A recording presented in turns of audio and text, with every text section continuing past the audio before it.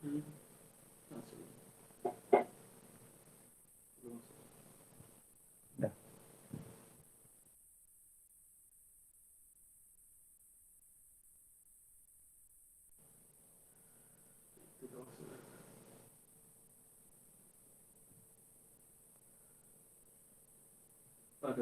Dah.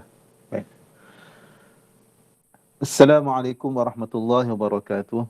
A'udzubillahi minasyaitonir rajim. Bismillahirrahmanirrahim.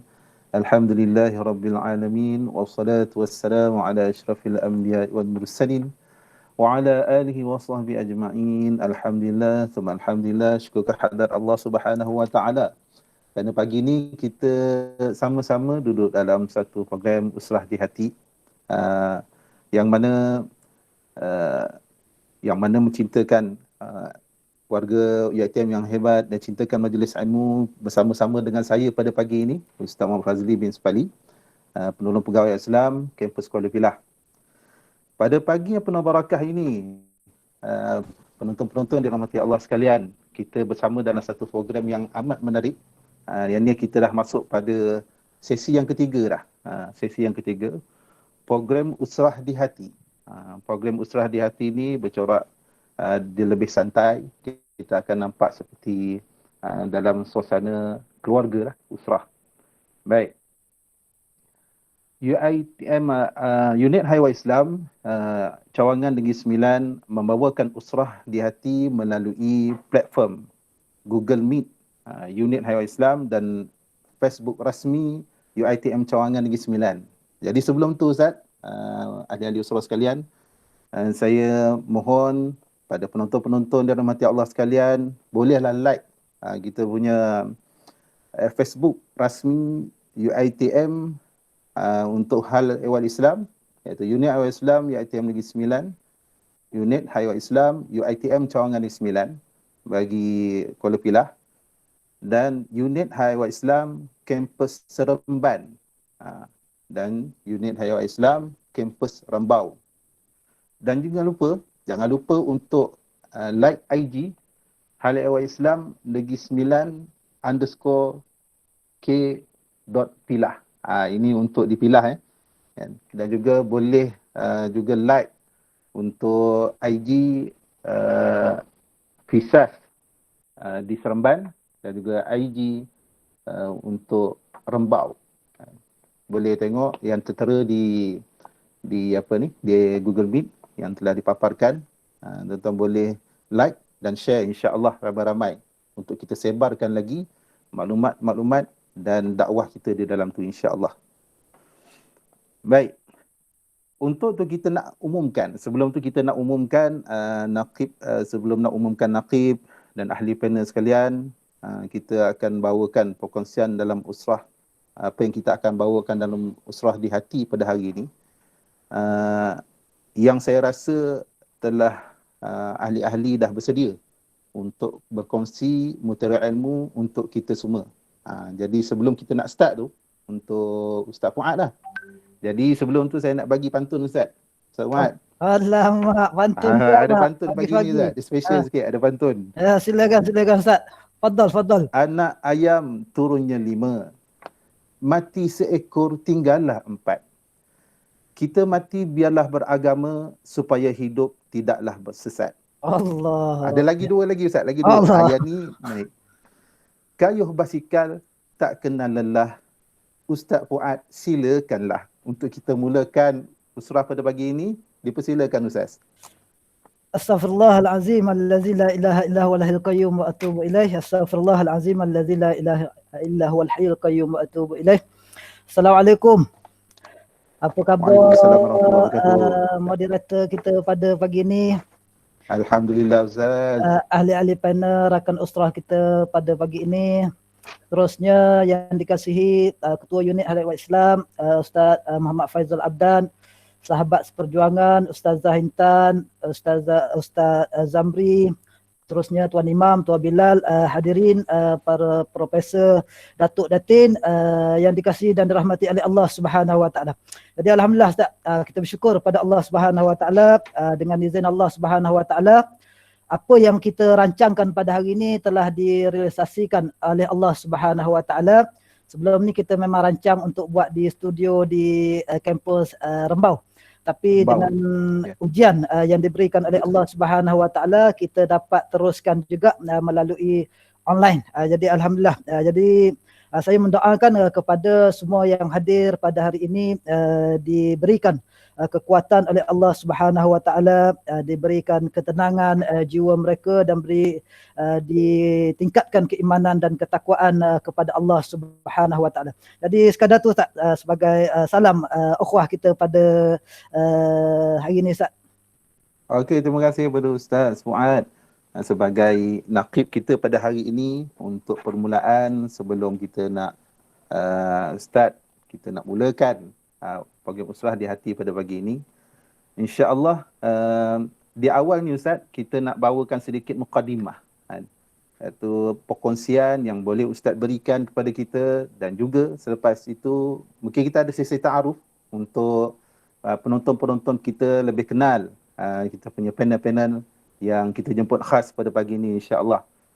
Jadi sebelum nak masuk pada sesi pengenalan dan sesi ta'aruf ni Ustaz, bersama rakan-rakan usrah kita ni, ada lagi pantun Ustaz. Ada pantun lagi kali ni. Ada lagi pantun.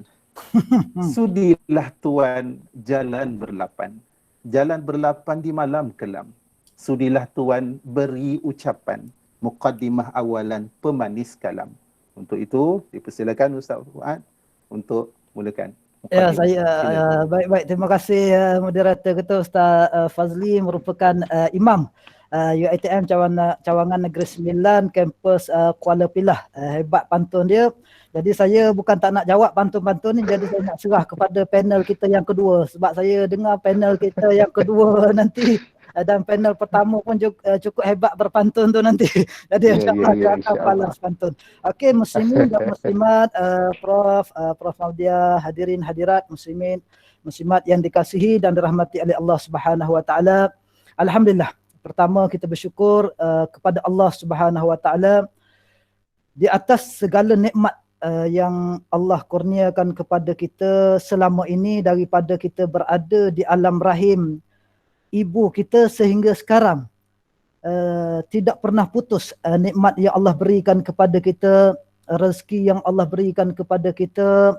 Jadi Allah tidak pernah minta kita bayar dengan bentuk keuangan, tapi Allah Subhanahu Wa Taala minta bayar dengan ketakwaan, dengan menyembah Allah Subhanahu Wa Taala.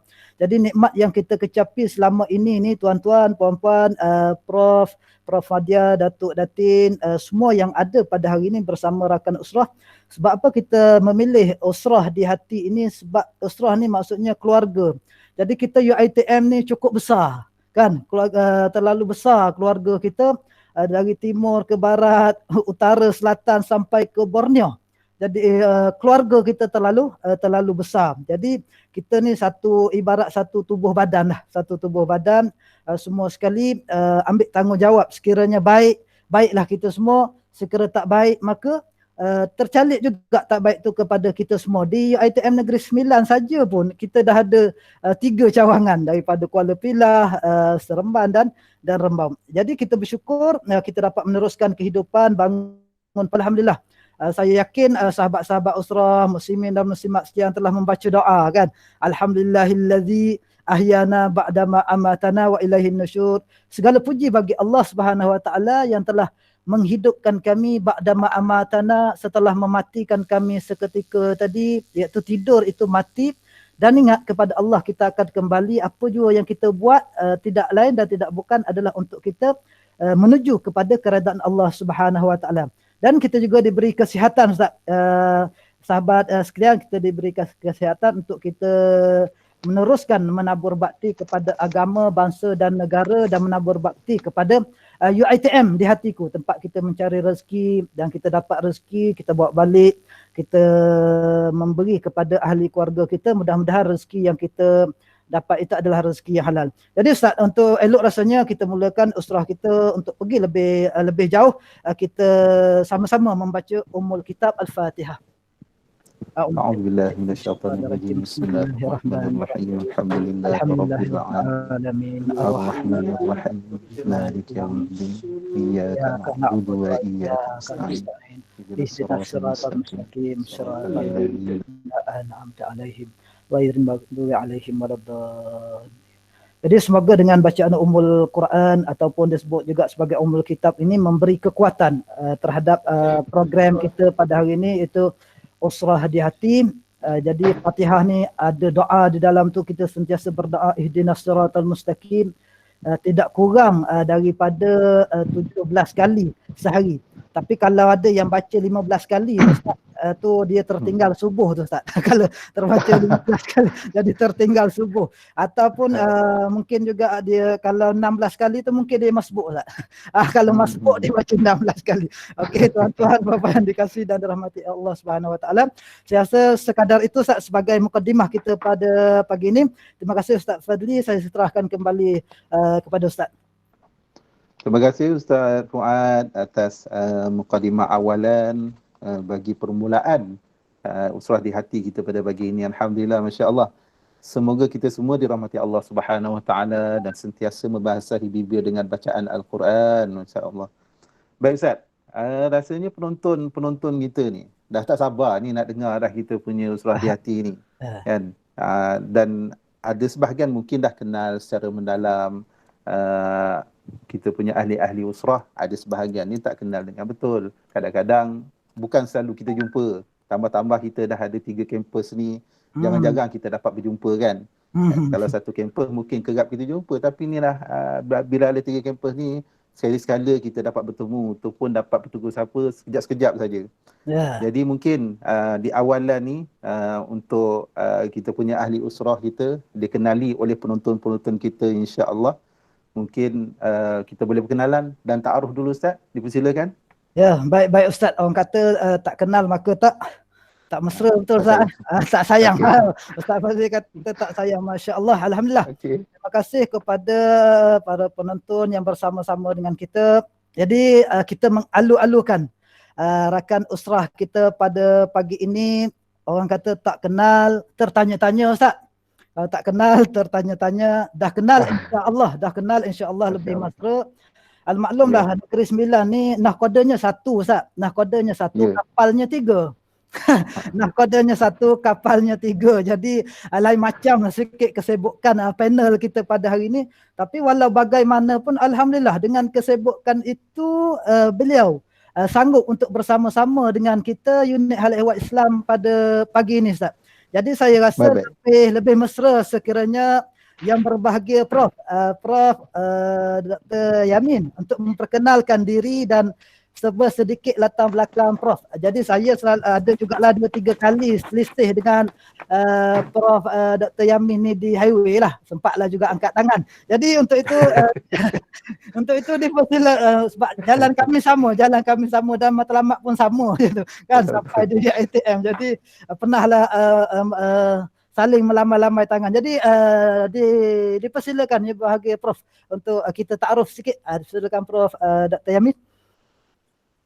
Bismillahirrahmanirrahim. Assalamualaikum warahmatullahi taala wabarakatuh. Waalaikumsalam warahmatullahi wabarakatuh. Al-Fadil Ustaz Fuad, Al-Fadil Ustaz Muhammad Fazli, semua rakan-rakan di unit Hal Ehwal Islam cawangan Negeri Sembilan, Ustaz Faizul, Ustazah Niyati dan rakan-rakan lain di di unit Hal Ehwal Islam Perhatian Cawangan Negeri Sembilan lah. Pertamanya saya sebenarnya nak ucapkan terima kasih lah sebab menjemput saya dalam satu majlis ilmu yang saya rasa cukup bermakna ni. Saya tidak pernah lagi dijemput sebagai panel dalam majlis ilmu sebegini, tapi dalam majlis yang lain tu pernah dijemput sebagai panel lah. Tapi ini adalah satu majlis ilmu yang begitu santai. Saya tengok begitu santai dengan ustaz-ustaz yang sangat cemerlang dari segi betul ilmunya dan sebagainya. So untuk makluman rakan-rakan semua, seperti mana yang telah diperkatakan oleh Ustaz Puan tadi, Saya baru 1 tahun, tak sampai 1 tahun setengah lagi di UiTM Cawangan Negeri Sembilan ni. Dan sebelum ni saya dah hampir 15 tahun berkhidmat di UiTM ni. Dan sepanjang perkhidmatan tu, apabila mula lapor diri tu, terus diarahkan untuk melapor diri di UiTM kampus Seksyen 17 Shah Alam. Pada ketika itu umur saya baru 29 ke 30 macam tu lah kalau tak silap. Masih bujang, belum kahwin lagi masa tu. So saya ditempatkan di situ, diarahkan untuk bertugas di situ. Pada ketika itu, kampus itu adalah kampus yang dulunya dikenali sebagai KPP, PPP dan sebagainya. Kampus yang ditubuhkan untuk untuk mempersiapkan pelajar-pelajar cemerlang, anak-anak Malaysia yang cemerlang ni sebelum mereka dihantar ke luar negara lah. So di situlah bermulanya perjalanan karier saya dengan UiTM. Saya ingatkan perjalanan tu sekejap sahaja, rupanya perjalanan tu bermula dari pensyarah biasa sehinggalah saya menjadi ketua di sana selama 14 tahun perjalanan saya di UiTM dan berada dengan dulunya KPP, PPP, kemudian dikenali sebagai Intech lah. Dan dalam perjalanan itu banyaklah onak dan duri yang kita lalui, yang saya lalui. Dan saya sebenarnya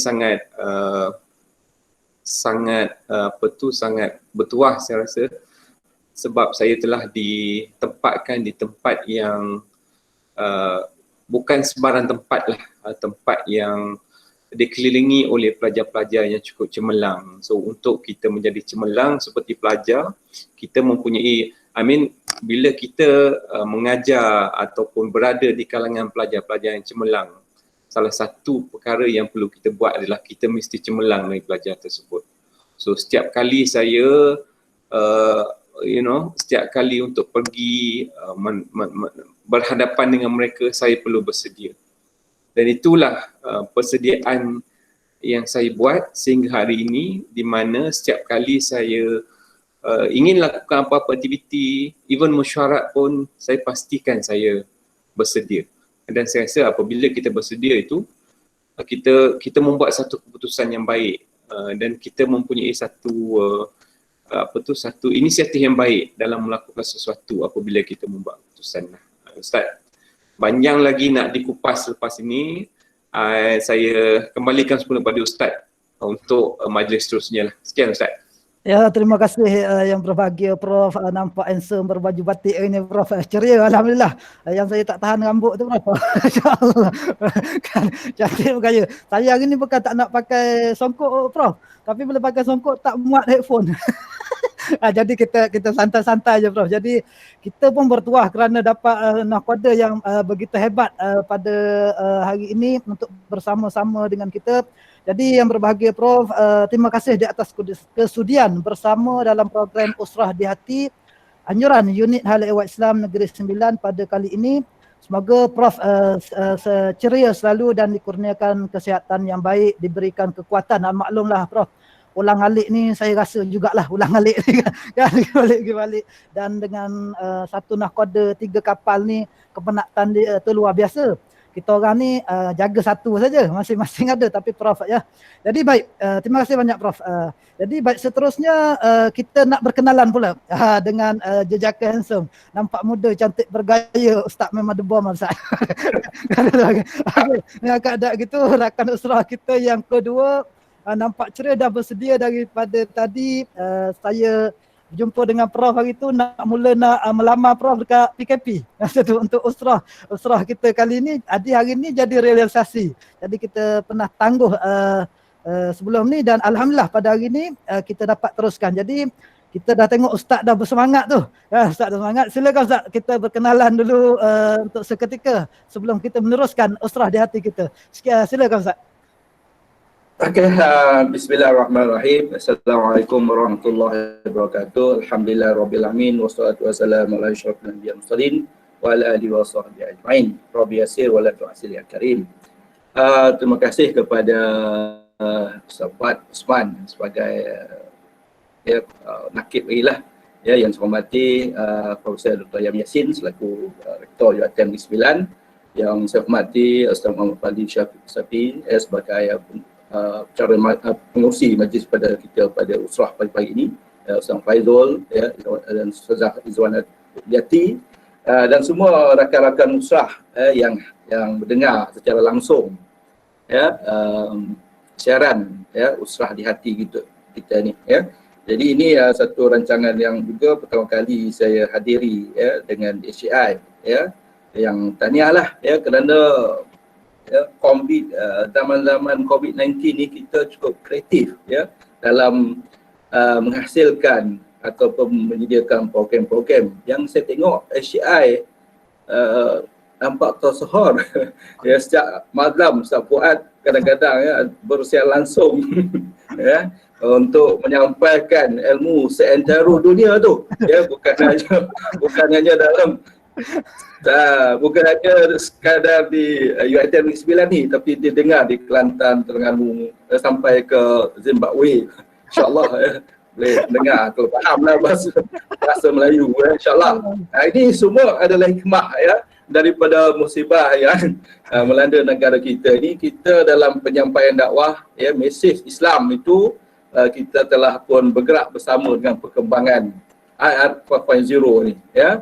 Jadi tahniah. Jadi untuk mukadimah hari ini dari segi pengenalan, ya, mungkin saya lihat senarai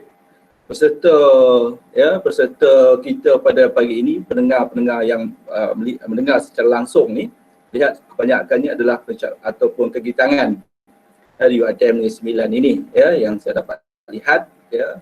Walaupun kita juga membuka kepada pelajar-pelajar kita, ya, untuk mendengar, ataupun mungkin kebanyakan mereka sibuk, ya, dalam pembelajaran pada pagi ini, ya, tapi tak mengapalah. Jadi untuk salam pengenalan, ta'aruf itu, ya, jadi seperti mana yang semuanya sudah sebahagian, ya, dah mengenali saya secara lahiriah sajalah, ya, secara lebih mendalam. Sebab kita ni dalam kita nak mengukuhkan ukhuwah ni, persaudaraan ini, dia perlu pengenalan tu lebih mendalam lagi, ya. Tapi kalau kita hanya sekadar hai, ya, saja, dia tidak sampai kepada hati, perasaan kasih sayang itu, ya. Macam saya dengan Prof Yamin lah, ya, mungkin dulu saya tak kenal, saya tak apa, memang tak kenal langsung lah. Bila jadi rektor ni sehari jumpa, berkomunikasi, jadi makin mendalam kasih sayang tu, ya, kepada dia lah, ya, sebagai rakan dan juga bos kita, ya. Dan ini penting. Kerana apa? Kerana kita punya ta'awun itu, pengenalan kita itu bukan hanya sekadar mengenal secara lahiriah saja, rupa, ya, secara bersua, secara fizikal, tetapi kita memahami daripada dalaman pemikiran, latar belakang dan sebagainya. Sebab itu kita, bila kita nak berjumpa ataupun nak mengukuhkan ikatan ni, kita kena banyak bertanya lah kepada seseorang itu, ya, segi latar belakang dan sebagainya. Bukanlah kita nak busybody ataupun nak jaga tapi kain orang, tetapi kita nak mengetahui karakter orang tu. Sebab ilmu memahami karakter orang ni penting dalam organisasi. Kalau kita nak dapat bekerjasama dengan bos kita, dengan rakan sekerja kita, kita memahami karakter orang ni. Itu yang dulu saya belajar lah. Sebab itu bila saya jadi mengetuai satu, saya memahami orang semua, daripada peringkat yang rendah sampai peringkat yang atas.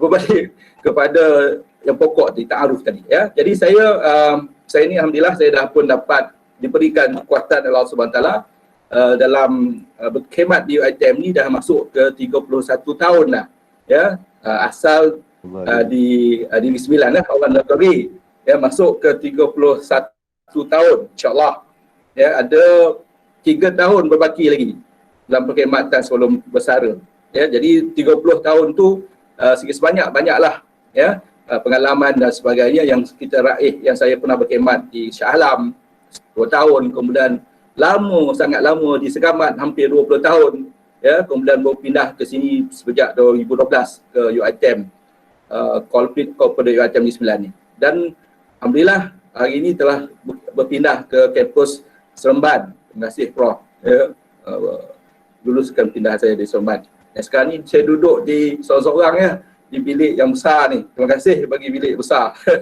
Ya, jadi sangat kondisif dan saya suka tiap-tiap hari datang ke kerja dekat sini. Orang lain semua bid'at, saya tiap-tiap hari datang ke office ya, kerana menikmati suasana ketenangan dia dalam bilik saya ini ya. Jadi itu di segi itu latar belakang saya tu ya, berasal di kampung saya, kampung Terentang, Batu Ikin Negeri Sembilan.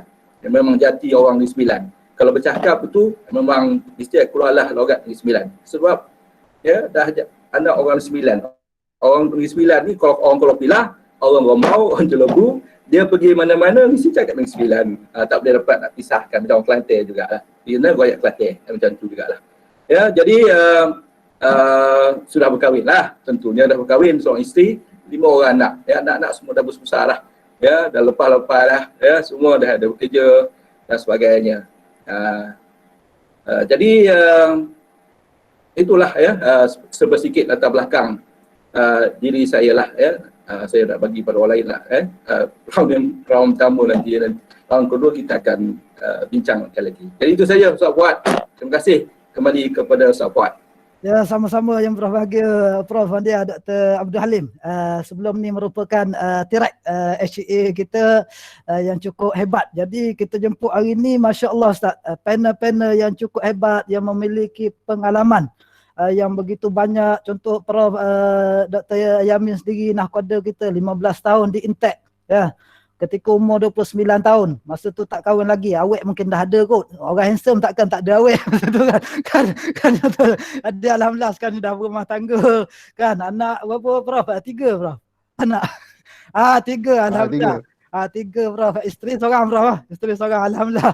Tengok orang yang setia ni, orang yang hebat. Jadi Dr. Halim masya-Allah 31 tahun.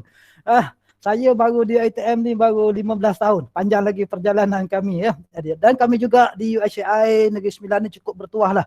Mendapat bos-bos yang cukup hebat dan mudah untuk kami bekerjasama dengan program-program agama. Tidak pernah tidak diluluskan. Bahkan sentiasa diberi sokongan oleh pihak pengurusan atasan. Terima kasih banyak-banyak dan untuk kita renovate alhamdulillah, untuk dapat kapet baru alhamdulillah, untuk keselesaan jemaah kita warga UiTM alhamdulillah, kita bersyukur pada Allah Subhanahu Wa Taala. Jadi untuk itu saya kembalikan kepada moderator kita Ustaz Fazli. Terima kasih Ustaz Fuad. Alhamdulillah, masya-Allah, hebat-hebat Ustaz. Hari ni tetamu kita bagi-bagi ni. Bukan calang-calang orangnya. Ya, kan? bukan Tapi ada satu perkara saya nak tahu juga. Umur saya tak tahu umur rektor berapa umur rektor. Saya tak pernah tahu. Kan? Berapa umur rektor Ustaz? 47 tahun lah. 47. Alhamdulillah 7 tahun. Sebab tu nampak keceriaan di muka rektor tu. Alhamdulillah. Allahu Akbar. Ya, kita ucapkan ahlan wa sahlan kepada tetamu kita pada pagi ini, ahli-ahli Usrah yang dirahmati Allah sekalian. Tapi dah tentunya kita bila dapat Usrah ni kita nak tahulah tajuk apa Usrah kita pada pagi ni. Dalam program Usrah di Hati pada pagi ni, insya-Allah untuk tajuk ni pun saya buat dalam bentuk pantun Ustaz Fuad. Hoi, pantun saja. Dalam bentuk pantun kita ni. Nanti Prof. Dr. Yamin jawab. Insya-Allah. Burung serindit di pohon palma, mencari rezeki di pinggir hari. Usrah di hati diberi nama, pasrah atau redah tajuk diberi. Allah. Pasrah atau redah Ustaz? Bunyi tajuk tu macam reda je Ustaz Fuad. Allah. Dengan apa yang berlaku saat ni. Tapi kita nak bincang.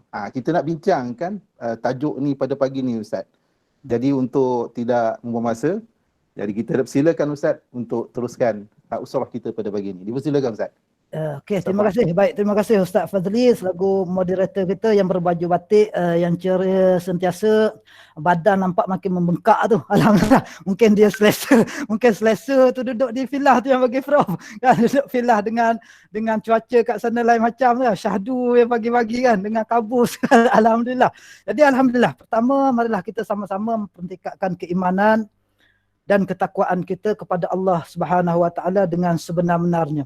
Bab ketakwaan ini sering diperkatakan oleh khatib ketika solat berjemaah. Dan pesanan takwa ini menjadi salah satu daripada rukun khutbah. Menunjukkan betapa pentingnya kita menerapkan nilai-nilai ketakwaan dalam diri kita. Dan kita kena laksanakan segala perintah dan meninggalkan segala tegahan dan larangan Allah Subhanahu Wa Taala.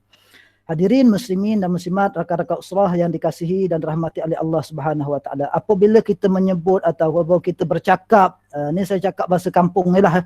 Kita orang kampung. Kita bercakap tentang nikmat. Selalunya kita akan terbayang di fikiran kita, kita menggambarkan tentang kesenangan, kemewahan, kejayaan, kehebatan dan sebagainya. Dan apabila kita memperkatakan tentang kesusahan, mengatakan kesusahan, maka berlega-lega di benak fikiran kita tentang suatu benda yang mendatangkan kesempitan, mendatangkan kesukaran, kesakitan dan kepayahan. Apa penggambaran yang kita gambarkan? Kita sebagai umat Islam yang berpegang dengan kepercayaan Ahli Sunnah wal Jamaah, kita wajib beriman dan meyakini bahawa segala ketentuan, susah, senang, kepayahan adalah qada dan qadar Allah Subhanahu Wa Taala yang telah ditentukan kepada kita, sebagaimana yang berlaku dalam negara kita pada hari ini dan di saat ini yang masih belum ada kesudahan. Jadi setiap manusia Allah ciptakan sentiasa, Allah akan sentiasa beri ujian. Allah datangkan musibah, Allah datangkan masalah dalam hidup ini. Kerana apa? Kerana hidup di dunia ini memang tempat ujian. Sebab apa? Allah nak tengok siapa di kalangan hamba-hambanya yang betul-betul beriman dan bertakwa kepada Allah Subhanahu Wa Taala. Sebab tu sesuatu yang hebat mestinya diuji. Kan? Mesti diuji oleh Allah Subhanahu Wa Taala. Jadi kita sekarang sedang diuji oleh Allah. Tipulah kalau kita kata kita hidup ni, ada orang yang kata hidup ni tak pernah timpa musibah, tak pernah timpa ujian, sebagaimana Prof. Rektor kita kata tadi, selama berada 15 tahun di Intek, berbagai onak duri dihadapi untuk sampai ke tahap sekarang. Apatah lagi Profesor Dr. Halim kita selama 31 tahun, banyaklah ranjau dan onak duri yang perlu dihadapi. Jadi setiap orang ada masalah tersendiri. Allah uji dengan berbagai-bagai ujian, tapi sebabnya adalah sama. Iaitu Allah menguji seorang itu kerana Allah mempunyai rahsia yang tersendiri. Yang pertama, sama ada Allah nak tambah iman kita kepada Allah Subhanahu Wa Taala. Yang pertama, Allah nak tambah iman, atau Allah Subhanahu Wa Taala nak uji sejauh mana keimanan. Tadi Allah nak tambah iman, yang kedua Allah nak uji sejauh mana keimanan kita kepada Allah Subhanahu Wa Taala. Jadi ketika berhadapan dengan kesulitan ataupun kesenangan, kita hendaklah sentiasa dekat dengan Allah Subhanahu Wa Taala. Firman Allah Subhanahu Wa Taala, a'udzubillahi minasyaitonirrajim. Bismillahirrahmanirrahim. Alif Lam Mim. Ahasiban nasu an yutraku an yaqulu amanna wa hum la yuftanun wa laqad fatanna allazina min qablihim fala ya'lamanna Allahu allazina sadaqu wa la ya'lamanna al-kadhibin. Apa kata Allah Subhanahu Wa Taala? Patutkah manusia menyangka bahawa mereka akan dibiarkan dengan hanya berkata kami beriman kepada Allah, sedangkan mereka tidak diuji dengan sesuatu cobaan? Ini Allah kata, cukup ke hanya berkata aku beriman kepada Allah Subhanahu Wa Taala sedangkan mereka tidak diuji oleh Allah Subhanahu Wa Taala? Dan demi sesungguhnya kami telah menguji orang yang terdahulu daripada mereka, maka nyata apa yang diketahui Allah tentang orang yang sebenar-benarnya beriman, dan nyata pula apa yang diketahui tentang orang yang berdusta. Surah Al-Ankabut ayat 1 hingga 3. Jadi bila Allah uji, Allah tahu siapa yang terbaik, siapa yang acah-acah beriman, siapa dia munafik. Allah tahu bila dah Allah uji dengan keimanan ini. Dan kerana suatu ujian itulah yang membuka mata hati kita. Dengan ujian COVID ni, dah hampir setahun ni membuka hati kita betapa hebatnya Allah Subhanahu Wa Taala, betapa lemahnya kita sebagai hamba Allah Subhanahu Wa Taala. Allah datangkan musuh yang tak nampak, tetapi ada di sekeliling kita. Musuh yang tak nampak ni lagi bahaya sebenarnya, kan? Ada di sekeliling kita dan semua orang takut. Dan ekonomi pun terjejas. Banyak lagi perkara dengan sebab Allah datangkan ujian ini. Dengan ujian juga Allah mendidik jiwa kita supaya jangan mudah putus asa dalam kehidupan. yang diumpamakan sebagai hidup kita umpama kita berada dalam bahtera di lautan yang luas, penuh dengan onak duri, penuh dengan ujian, kadang-kadang datang ombak, kadang-kadang datang ribut, kadang-kadang tenang. Ini lumrah kehidupan kita sebagaimana disebut dalam surah Yusuf. Ya bani yazhabu fatahassasu min Yusuf wa akhihi wa la tay'asu min rauhillah. Innahu la yai'asu min rauhillah illa al-qaumul kafirin. Apa kata Allah? Hai anak-anakku, ini Yakub. Nabi Yakub berkata kepada anak-anak dia, pergilah kamu maka carilah berita tentang Yusuf dan saudaranya dan jangan kamu berputus asa dari rahmat Allah Subhanahu wa taala. Sesungguhnya tidak berputus asa dari rahmat Allah melainkan orang-orang kafir sahaja. Ketika Allah melarang manusia berputus asa, itu artinya Allah sudah menjamin pasti ada harapan dan jalan keluar bagi setiap permasalahan, setiap ujian yang kita hadapi sekarang. Namun untuk menyelesaikan masalah ini, ujian ini manusia harus melalui proses pencarian, proses pembelajaran sebelum menemukan solusi terbaik menghadapi. Justru inilah yang kita nak ketengahkan dan nak bincangkan pada pagi ini. Jadi saya nak tanya kepada panel kita yang hebat, panel yang pertama yang berbahagia, Profesor Dr. Yamin. Saya nak tanyalah kepada yang berbahagia, Prof. Dalam kita berhadapan dengan pandemik COVID, yang mana Selangor baru ni duduk di carta yang teratas. Sekarang ni Negeri Sembilan pun masih follow. Ada yang telah left group, ni Terengganu dan sebagainya. Tapi Selangor tak boleh left group sebab dia admin PKPB. Jadi dalam keadaan begitu, Prof, ya, semakin meningkat. Semalam turun sikit, baru ni sampai 2,000 lebih. Bagaimana kita sebagai warga UiTM untuk menempuh norma baharu ini? Adakah kita perlu pasrah saja? Dah nak buat macam mana? Dah takdir Allah. Duduk elah kat rumah. Pergi kerja. Dan dengan suasana yang ada. Atau kita perlu redah, Prof. Dengan ujian ini kita redah. Dengan mematuhi SOP yang agak mencabar. Apa pandangan, Prof? Dipersilakan, Prof. Terima kasih sekali lagi Al-Fadhil Ustaz. Fuad, saya lupa nak acknowledge rakan saya tadi. Sebagai panel kedua untuk program Usrah di Hati ini.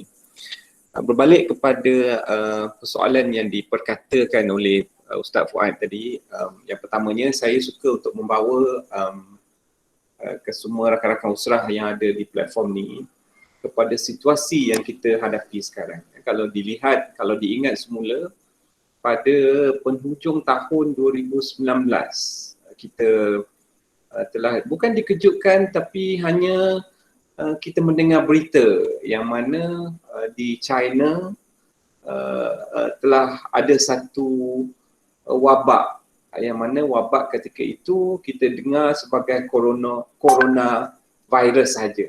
Coronavirus saja. Pada ketika itu saya sendirilah saya tidak langsung mengambil tahu berkenaan apa yang berlaku di China.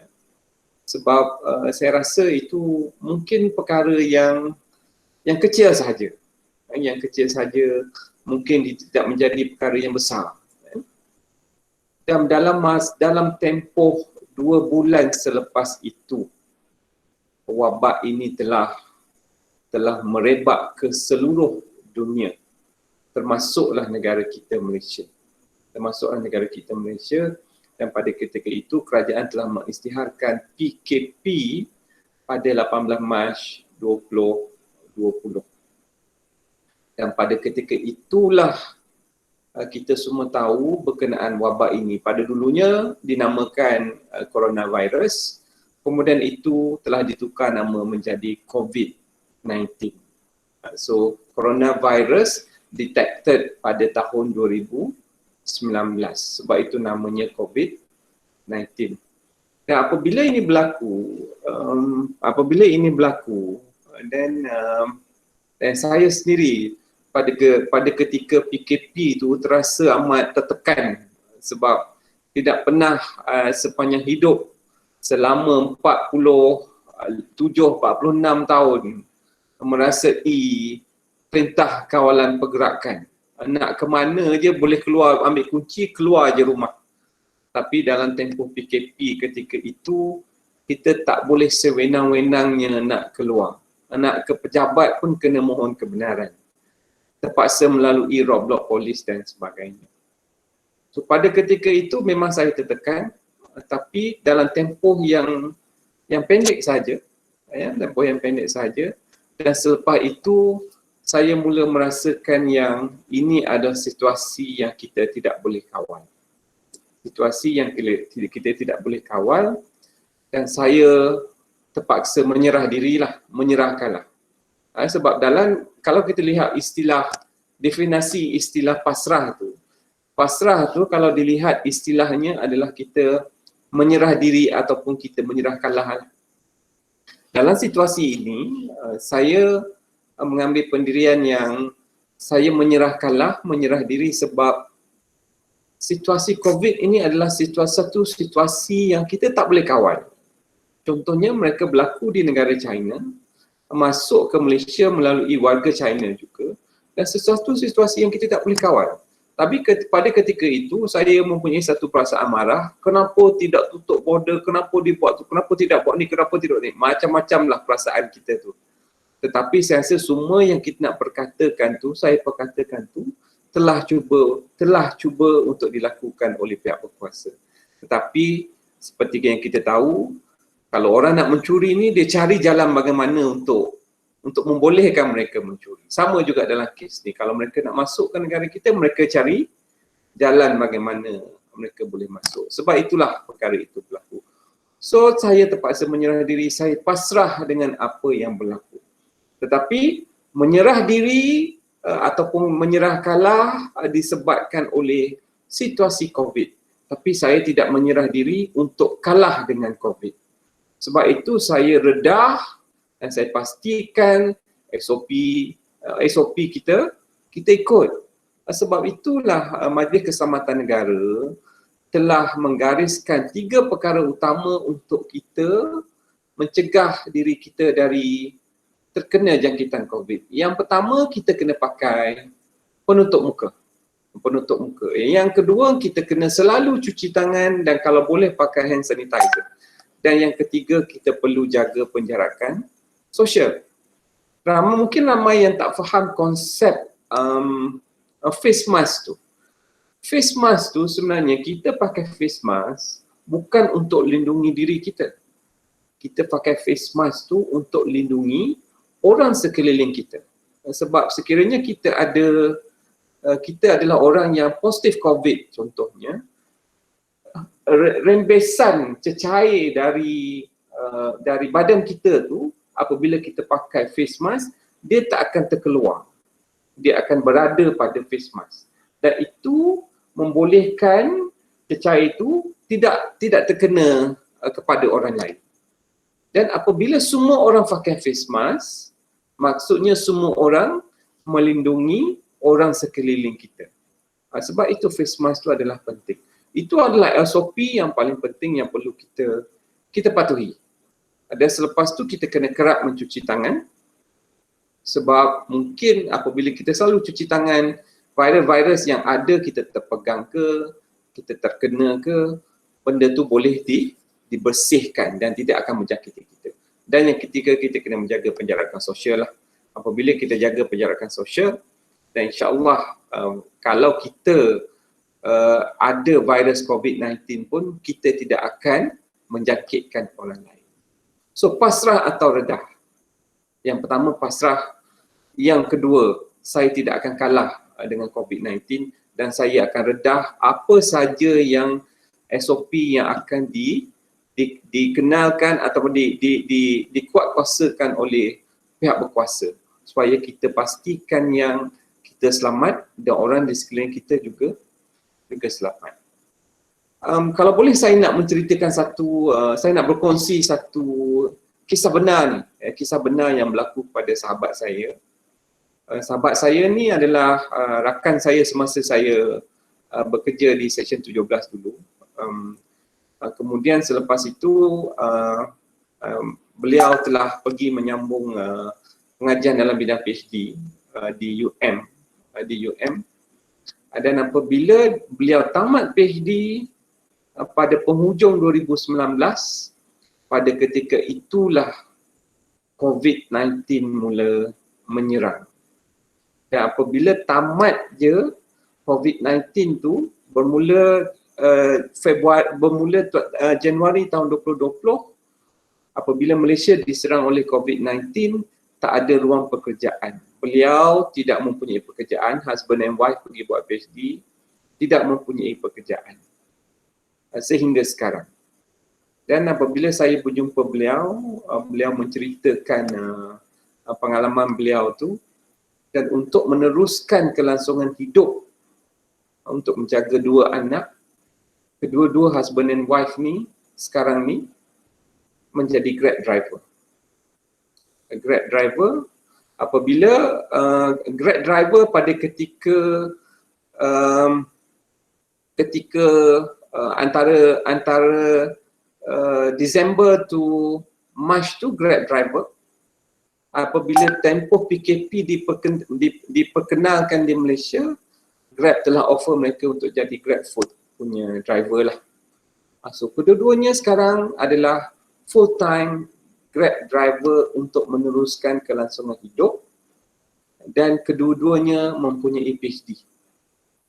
Ada PhD tapi sekarang ni jadi Grab driver.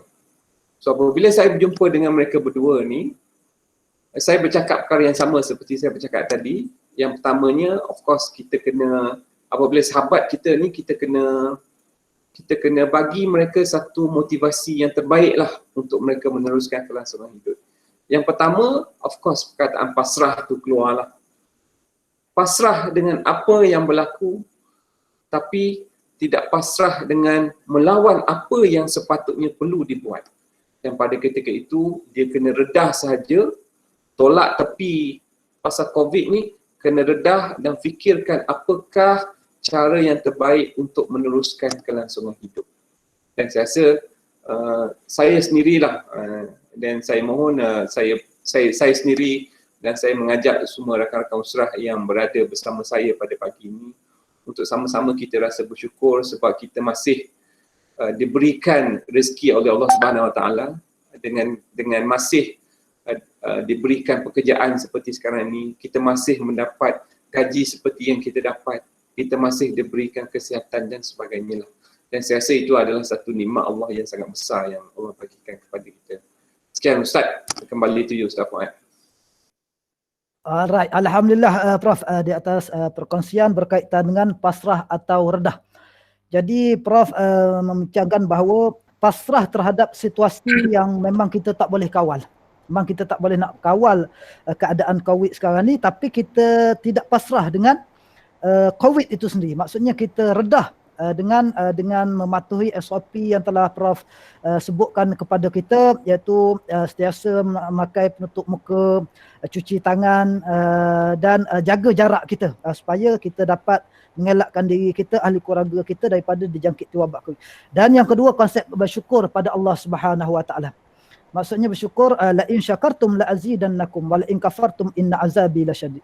Allah kata sekiranya kamu bersyukur di atas nikmat Allah Subhanahu Wa Taala, Allah akan tambah nikmat tersebut, dan sekiranya kamu kufur, ingatlah bahawa azab Allah itu teramat-amatlah pedih. Dan yang ketiga, apa jua keadaan, kita perlu redah untuk kita hadapi hari-hari mendatang, kerana rezeki perlu dicari, kehidupan perlu diteruskan. Jadi kita jangan pasrah dengan keadaan ini dan kita terus melawan dan teruskan berdoa kepada Allah Subhanahu Wa Taala. Jadi terima kasih yang berbahagia Prof Dr. Yamin Yassin selaku nahkoda kita di UiTM Cawangan Negeri Sembilan ini, dan kisah daripada sahabat Prof tadi memberi motivasi kepada kita, dapat memberi pengajaran kepada kita bahawa apa yang kita ada sekarang ni tidak semestinya akan kekal buat selama-lamanya. Dan Allah Subhanahu Wa Taala boleh tarik pada bila-bila masa sahaja. Jadi kita bersyukurlah dengan kita melaksanakan perintah Allah dan meninggalkan larangan Allah Subhanahu. Jadi insya-Allah kita nak teruskan Prof. Kita nak teruskan perbincangan kita yang semakin hangat Prof. Ni suara kuat bukan marah tapi semangat. Kita bersemangat pada pagi ini dengan panel-panel kita yang cukup hebat tadi, insya-Allah. Kita teruskan perbincangan kita dalam Usrah di Hati pada pagi ini dengan menjemput yang berbahagia Profesor Madya Dr. Abdul Halim. Doktor, Prof, dalam suasana dan keadaan yang kita boleh katakan tidak menentulah, arahan juga datang secara on the spot, Prof, dalam keadaan suasana ini. Jadi proses pengajaran dan pembelajaran dilakukan sepenuhnya secara ODL, Open Distance Learning ini. Sudah tentu ada cabaran dia, Prof. Cabaran yang dihadapi bukan sahaja kepada pensyarah tetapi juga kepada mahasiswa kita yang berada di seluruh Malaysia. Ni hebatnya UiTM ni, seluruh Malaysia kita ada pelajar kita. Sebab tu kalau kita UiTM ni, kalau sesat kat mana pun tak jadi masalah. Halo je, insyaAllah ada geng kita kan. Sebab dari timur ke barat, selatan ke utara sampai Borneo, kita ada ahli keluarga kita di sana. Jadi kita tak risau sangat sebagai warga UiTM.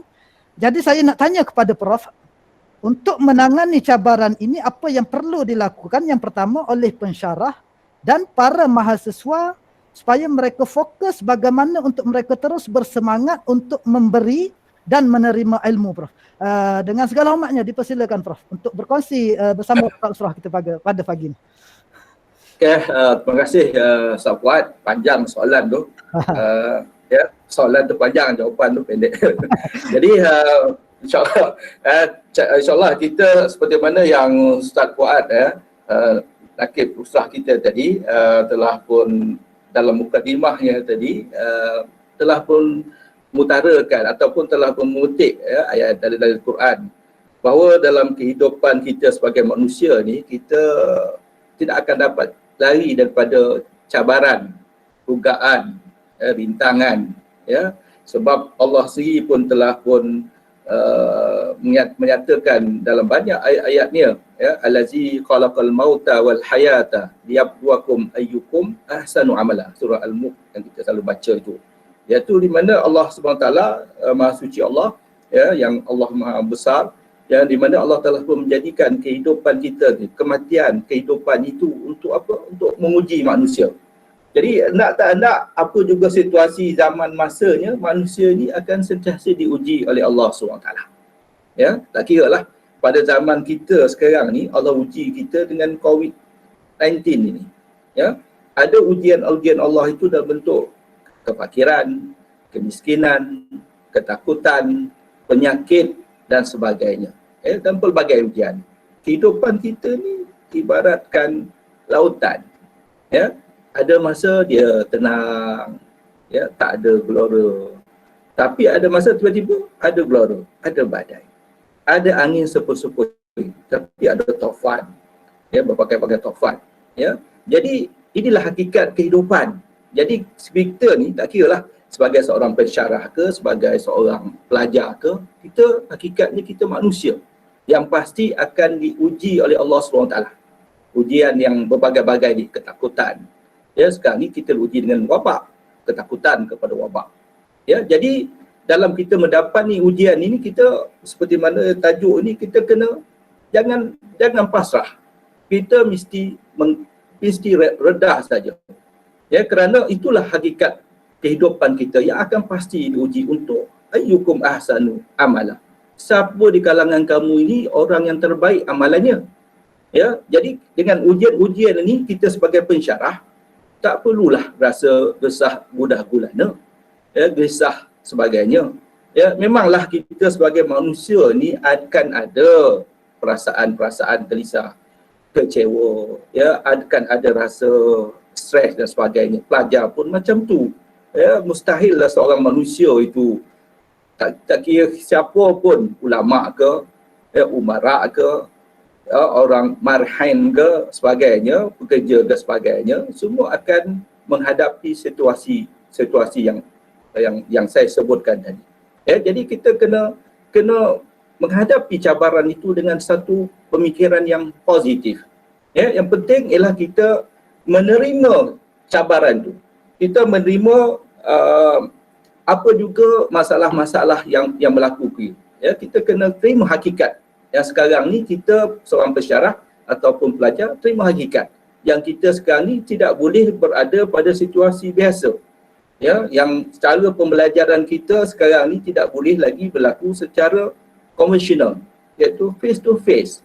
Kita terpaksa untuk menjalankan pembelajaran secara ODL, ya, secara online, distance learning itu.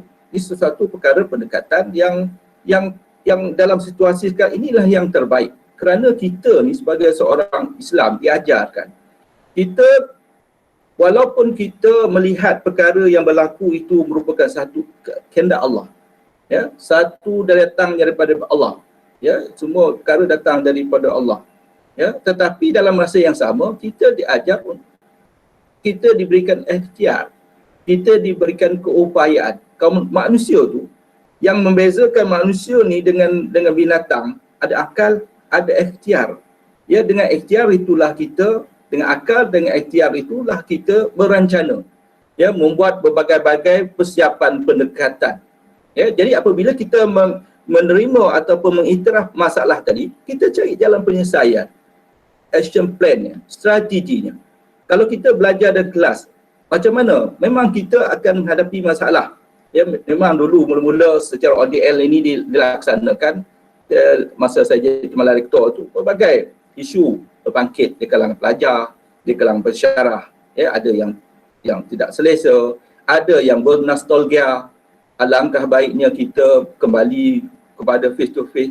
Tetapi kita tak akan dapat kembali ke cara normal itu. Kita terpaksa menerima norma baru ini. Norma baru ini sebagai satu kebiasaan yang kita perlu berhadapan dengannya. Ya, jadi sebagai diri kita ni, sebagai seorang manusia ni, ya, jadi kita kena mempersiapkan, memberikan satu kekuatan kepada diri kita. Kekuatan dalaman, ya, penguasaan. Kalau dulu kita sudah selesa dengan cara pengajaran face to face, pendekatan yang daripada satu hala, ya, tetapi sekarang ini kita perlu berubah untuk mencari pendekatan-pendekatan yang lebih terkini, yang lebih yang sesuai serasi, yang lebih yang selalu kita kata Education 5.0 yang UiTM telah rencanakan, yang UiTM telah perancangkan. Ya? Jadi akhir dulu kita dah bercakap tentang IRA 5.0 dan sebagainya, Education 5.0. Tetapi pada masa itu kita semua pelajar dan juga bersyarah seolah-olah bukan tak mesti, masalah tidak apa nak mengambil perhatian yang apa tu. Tetapi oleh kerana bila Allah Ta'ala bagikan musibah ini, ya, menyebabkan kita, oh inilah signifikannya teknologi, ya, penguasaan teknologi dan juga penggunaan teknologi, ya, kreativiti untuk kita menyampaikan ilmu pengetahuan itu. Kita harus ingat, matlamat sesuatu pembelajaran itu ialah kita untuk memberikan kefahaman, ilmu pengetahuan kepada pelajar. Medium itu boleh berbagai, sama ada secara face to face ataupun secara online. Itu medium saja. Ya, tetapi ya, kita boleh, matlamatnya adalah sama. Seorang pensyarah itu, ya, ataupun pelajar itu, ya, dia perlu kepada satu selalu perlu ada dalam dirinya tu kesungguhan, dedikasi, ada integriti, ada amanah dalam menjalankan sebarang tugas. Tak kira lah sama ada mereka itu berada di pejabat ataupun berada di rumah. Ya, amanah, integriti seorang pensyarah, ya, yang perlu. Selain daripada kita tadi, kita penyampaian kita yang perlu fleksibel, yang perlu kita belajar. Ya, macam saya sendiri pun kita belajar, ya, melajari teknologi ini kerana teknologi ini berkembang. Belajar secara belajar bertanya dengan online, fas'alu al-zikri in kuntum la ta'lamun. Kalau kamu tak tahu cara penggunaan secara online, kamu belajar, tanya pada orang yang tahu. Ya, menuntut ilmu itu. Jadi kita kadang-kadang kita ni dah berada pada zon selesa. Bila ada satu teknologi, ada satu apa, kita tak mau keluar daripada kepompong kita, ingin saja berada dalam zon selesa. Jadi sedangkan zaman sudah berubah. Sebab itu kita sebagai seorang pensyarah ataupun pelajar ni yang dikelilingi dengan semangat budaya ilmu ini, mestilah dalam diri kita ni sentiasa untuk mendidik diri kita ini untuk seeking of knowledge, cari ilmu pengetahuan. Pengetahuan itu pun luas. Ya, pengetahuan itu dalam bidang kita, ya, pengetahuan dalam pelbagai bidang. Kalau kita memahami epistemologi ilmu dalam Islam, jadi ilmu itu secara fardu ain, fardu kifayah. Ilmu teologi ini adalah ilmu fardu kifayah. Penguasaan yang memerlukan kita menyampaikan maklumat ini kepada pelajar ini melalui teknologi ini fardu kifayah, satu keperluan yang perlu pada hari ini yang semua pensyarah ataupun pelajar-pelajar kena secara terbuka untuk mempelajarinya, ya, mempelajarinya. Tadi oleh kerana kita tadi sudah pun pasrah, kita telah pun redah menerima hakikat yang sebenarnya. Jadi untuk kita menjadikan seorang pensyarah itu ataupun pelajar itu capai matlamat mereka itu, maka mereka kita ni kena sentiasalah untuk mengupdatekan ilmu kita, pengetahuan kita. Jadi kita kena belajar penguasaan, penggunaan berbagai-bagai medium, platform dalam penyaluran ilmu pengetahuan ini. Ya, jadi itu. Jadi sebab itu, dan seperti mana yang saya katakan tadi, untuk kita terus bersemangat, ya, untuk kita terus bersemangat dah sebagai seorang manusia ni, kadang-kadang macam saya jugalah, bila kita berhadapan dengan pelajar kita secara online ni, ODL ni, kadang-kadang kita rasa aku ni bercakap seorang-seorang ke? Ya, pelajar pun kadang, Prof, Doktor, anggapan doktor bercakap seorang ya. Ya, saya kadang-kadang beranggapan macam tu sebab kita mengajar secara online ni, kita tak nampak muka pelajar-pelajar itu. Kita tidak nampak dia punya reaksinya, body language-nya, dia punya reaksinya, sama ada faham ataupun tidak faham. Ya, jadi ini kadang merupakan satu cabaran kepada pensyarah itu sih. Jadi bagaimana mereka mempunyai semangat, kita mempunyai semangat yang tinggi untuk menyalurkan ilmu pengetahuan itu. Tetapi halangannya ialah dalam bentuk yang ini ada dia punya limitasinya untuk kita untuk melihat dari segi mengukur keberkesanan dan aspek pengajaran kita kepada pelajar. Tetapi kita tidak perlulah dalam keadaan-keadaan yang sedemikian itu kita rasa stres, ya. Kita harus seperti mana saya cakapkan tadi, mencari alternatif. Kalau kita nak mengukur pelajar-pelajar itu untuk buat assessment, ya, jadi kita perlukan pelbagai pendekatan yang kita nak pastikan bahawa pelajar-pelajar kita itu dapat memahami ilmu-ilmu yang kita sampaikan itu kepada pelajar kita, ada keberkesanan. Tetapi apabila kita dah masuk ke semester yang kedua ni, ya, pada semester yang lepas tu ialah kita mula belajar, ya, belajar berbagai cara kaedah pendekatan yang kita gunakan. Kita gunakan macam ni, kita guna macam ni, dan saya sangat memuji para pensyarah kita ni yang sangat berdedikasi dalam menyampaikan ilmu kepada pelajar-pelajar mereka itu. Kan ya, mereka sentiasa untuk membantu pelajar-pelajar mereka itu untuk penyelesaian masalah. Saya tak pernah UiTM Negeri Sembilan ni, saya tak terima satu laporan daripada pelajar yang mengatakan pelajar kecewa ataupun pelajar tidak diberikan layanan ataupun pensyarah tidak memberikan satu didikan ataupun ada isu-isu komitmen pensyarah kepada pelajar. Saya tak pernah dengar pun. Jadi apa yang kita dapat, feedback yang kita dapat, survey yang kita buat, semua insya-Allah keseluruhan pensyarah-pensyarah kita ini mempunyai komitmen yang tinggi. Begitu juga pelajar-pelajar. Ya, kita setiap minggu mengadakan buat survey dan kita dapati kehadiran pelajar-pelajar kita lebih melepati 99% kehadiran pelajar secara online. Jadi maksudnya kita hari ini pensyarah dan pelajar telah pun dapat menerima benda-benda yang dulu asalnya sesuatu perkara yang kita ragu sama ada boleh ke ataupun tidak, tetapi hari ini dengan sudah ada pengalaman, kita sudah dapat menerima dan kita sudah pun bersedia untuk teruskan lagi secara ODL ini. Tetapi apa yang saya risaukan jugalah, kita sebagai manusia, saya risau juga macam frontliner kita takut nanti ada saat keletihan, ya, keletihan di kalangan pelajar. Ya, yang ini yang kita risau. Sebab itu kita untuk teruskan bersemangat meneruskan kesinambungan pembelajaran ni, kita macam inilah program-program sokongan-sokongan daripada kaunselor, sokongan daripada rakan sebaya, sokongan daripada berbagai perspektif psikologi, daripada agama, perspektif agama perlu sentiasa diberikan kepada pelajar, pada pensyarah, supaya semangat mereka itu tidak luntur, mereka tak letih, ya, akan terus semangat untuk apa, untuk mendidik anak bangsa ni. Dan ingatlah, ya, kita ni pensyarah ke apa juga kaki tangan staff UiTM ni, kita kembali kepada basic. Dalam kita menyelesaikan masalah kehidupan yang semasa ni, kita kembali pada asas kita ni, ya, asas kehidupan kita ni untuk beribadah kepada Allah. Ya, apa yang kita lakukan itu merupakan ibadah.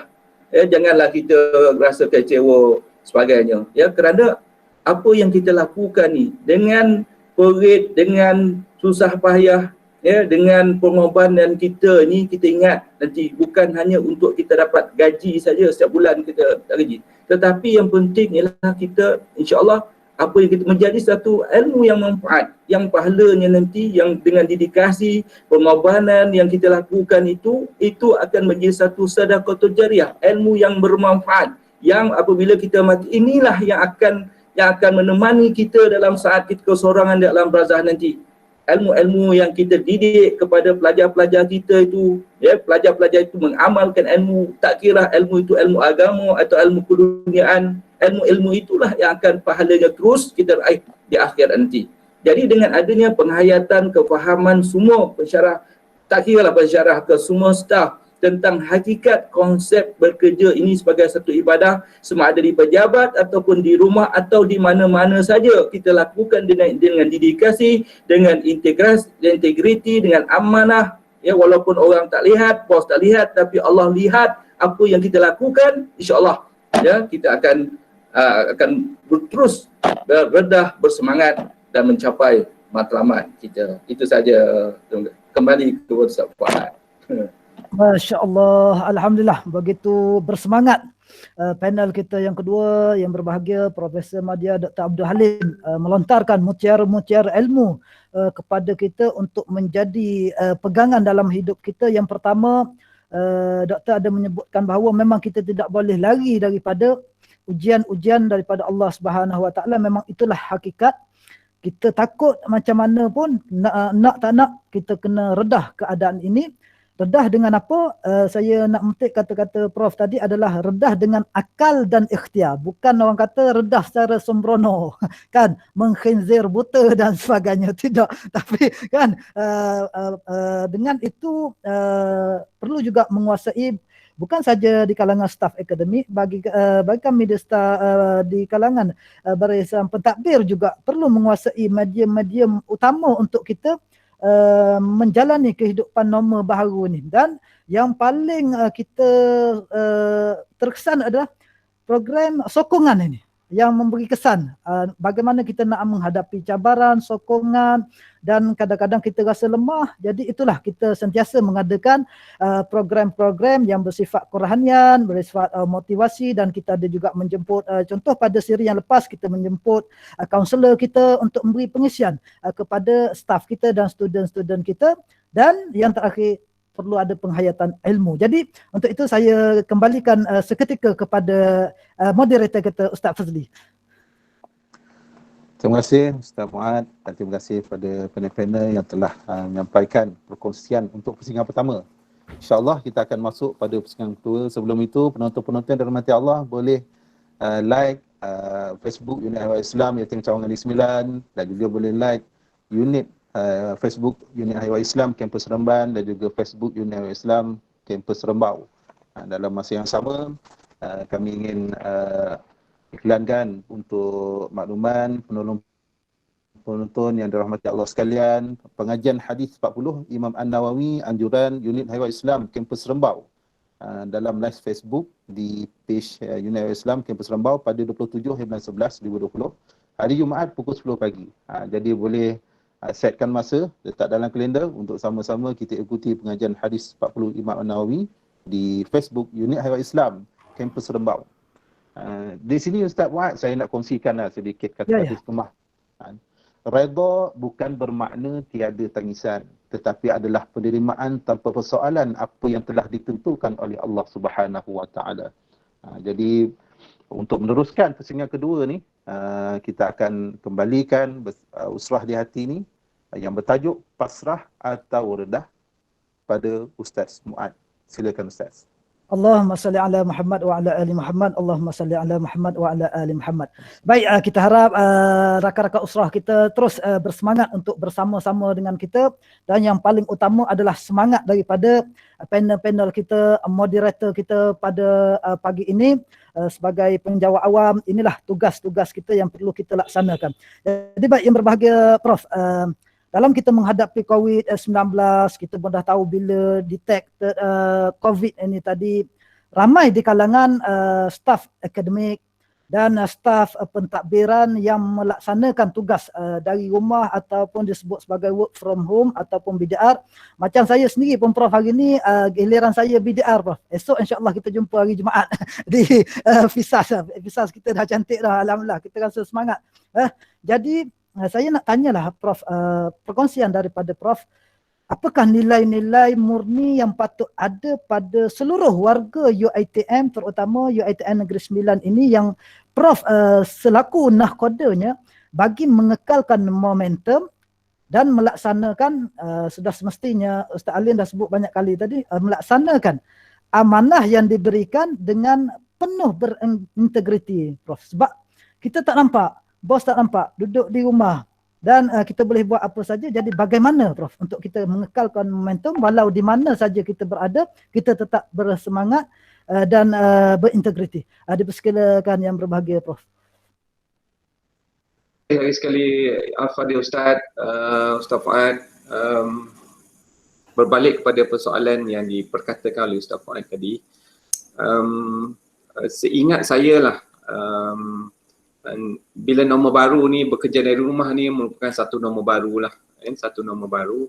Tetapi apabila UiTM pada tahun lepas, UiTM, bukan pada tahun lepas, saya pada tahun awal Februari 2020 hari itu, UiTM telah melancarkan satu blueprint yang baru, iaitu UiTM 2025, Unleashing Potential dan sebagainya itu, UiTM 2025.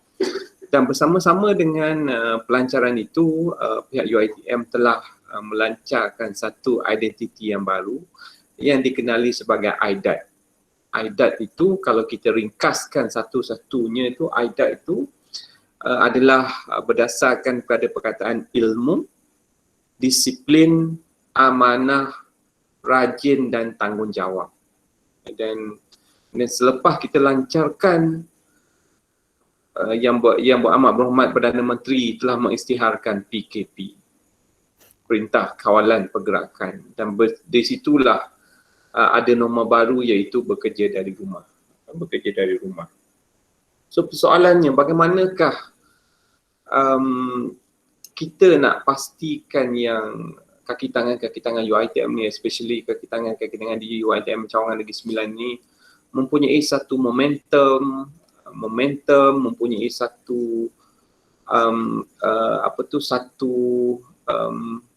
satu will yang membolehkan mereka ini melakukan kerja sebagaimana mereka berada di pejabat.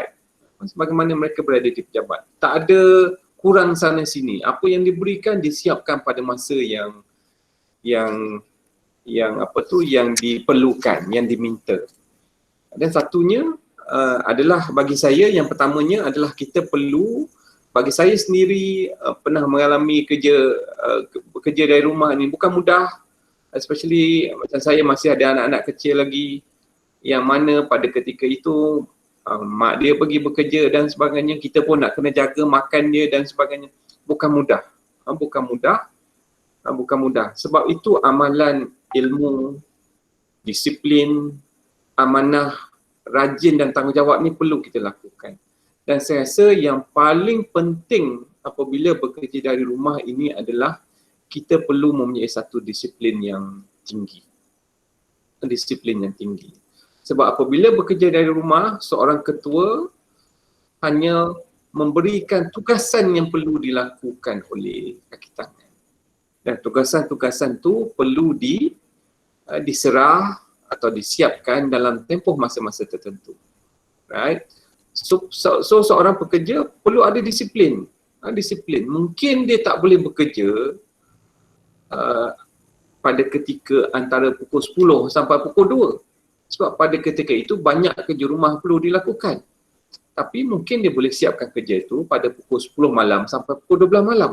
Sebab pada ketika itu mungkin anak-anak dah tidur dan sebagainya. So sebab itu saya rasakan disiplin itu amat penting sekali untuk kita pastikan yang momentum itu masih ada, kerja itu dapat disiapkan pada masa yang sepatutnya.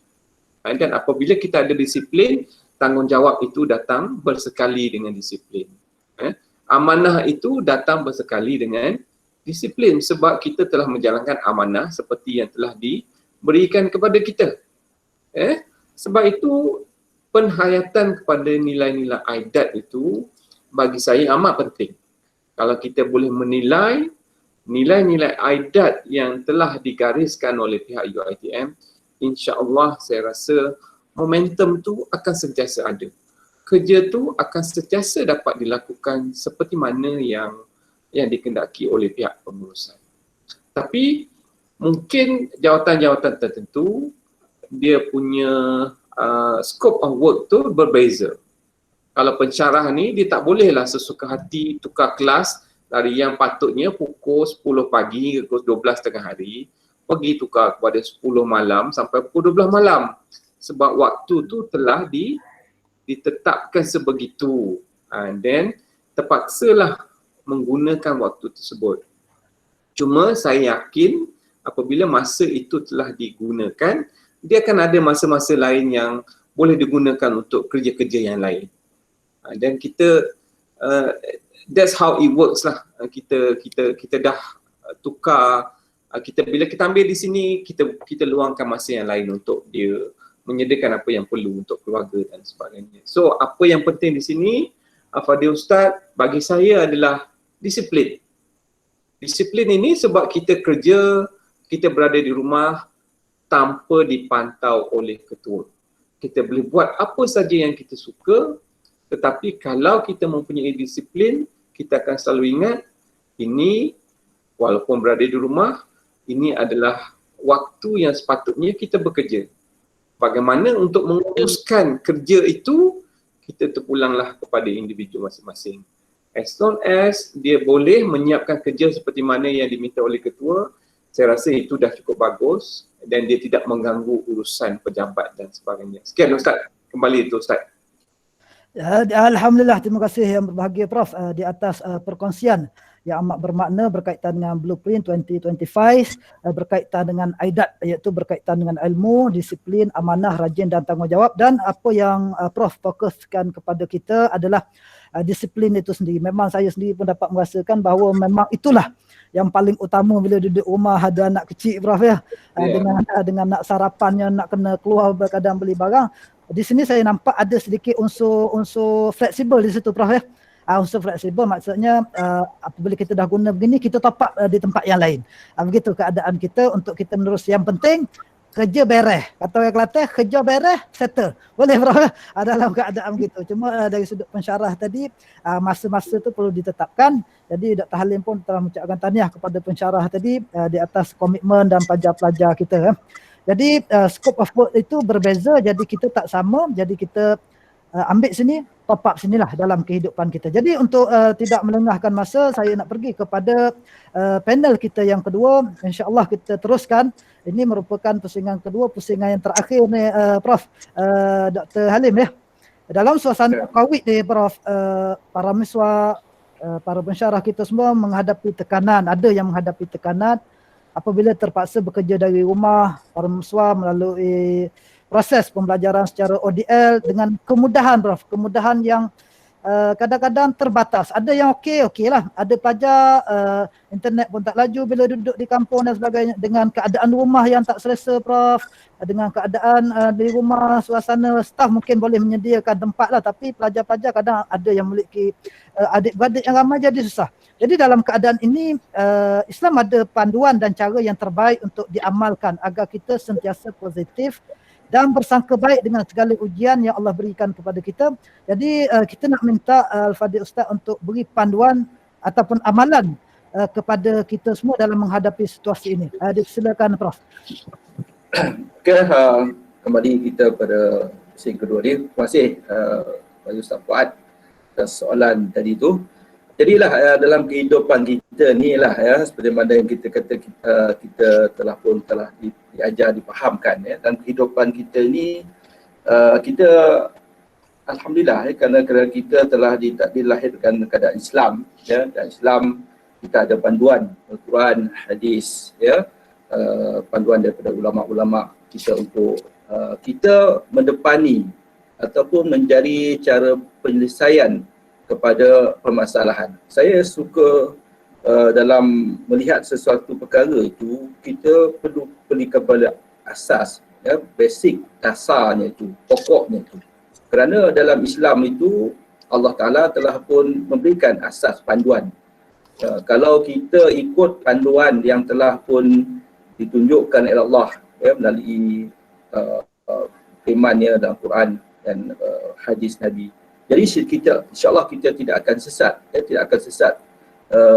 Seorang Muslim tu kalau dia tidak ada apa selagi mana dia berpegang kepada Al-Quran dan hadis. Jadi dalam kehidupan kita ni carilah panduan yang asas ni, sumber yang asas ni dalam apa juga perkara yang kita hadapi dan situasi. Tak kiralah situasi hari ini, zaman kita ni, zaman kita menghadapi COVID ni. Tetapi kalau kita lihat kepada zaman-zaman dulu, zaman-zaman dulu macam-macam kemiskinan, kepapaan, peperangan.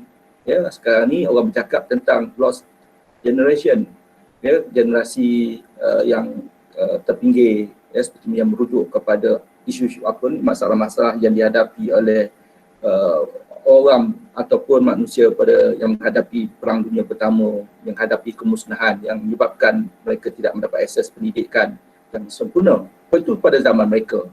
Peperangan, kemiskinan. Tadi peperangan pada zaman bangsa kita ni, kita menghadapi hari inilah Allah uji kita dengan COVID-19. Jadi kita kembali kepada petunjuk Allah Ta'ala. Jadi apa petunjuk Allah Ta'ala? Jadi banyaklah petunjuk Allah Ta'ala bagi kita dalam Quran tu. Kita kembali tengok, baca, rujuk, baca terjemahan, pergi berguru, belajar, datang ke surau, ke masjid. Tapi sekarang ni kadang-kadang bila kita COVID-19 ni orang nak pergi ke masjid surau, tapi kerana halangannya jadi alasan lah. Tapi masa tak dulu tak ada juga orang apa kan. Jadi bila dah apa orang akan jadi alasan. Tetapi apa juga situasinya, kita mesti menjadikan institusi masjid surau ini sebagai asas untuk kita mencari panduan dengan dengan ilmu-ilmu yang diajar di surau sepadan, untuk menjadi panduan asas dalam kehidupan kita ni. Itu cara kaedah. Kerana pembelajaran pencarian ilmu pengetahuan ini dalam secara yang luas, secara yang formal, secara yang informal. Secara formal melalui sistem pendidikan yang formal, secara informal dalam institusi surau, masjid dan sebagainya. Yang kita boleh dapat di sana itu petunjuk-petunjuk untuk menjadi bekalan, untuk memberikan peringatan, fazakir, beri peringatan kepada diri kita ni, kerana dengan peringatan itu akan memberikan tanfa'ul mu'minin, akan memberikan satu manfaat kepada orang beriman, akan memberikan kesedaran balik, akan memberikan kita kekuatan balik. Bila saat kita berada dalam keadaan yang down, yang stres, bila kita dengar satu tazkirah dan sebagainya yang memberikan input-input, memberikan panduan-panduan, kita akan bersemangat balik, akan tenang balik jiwa kita. Jiwa kita ni hanya apa juga yang kita hadapi dalam kehidupan hari ni, dia berbalik pada hati jiwa kita.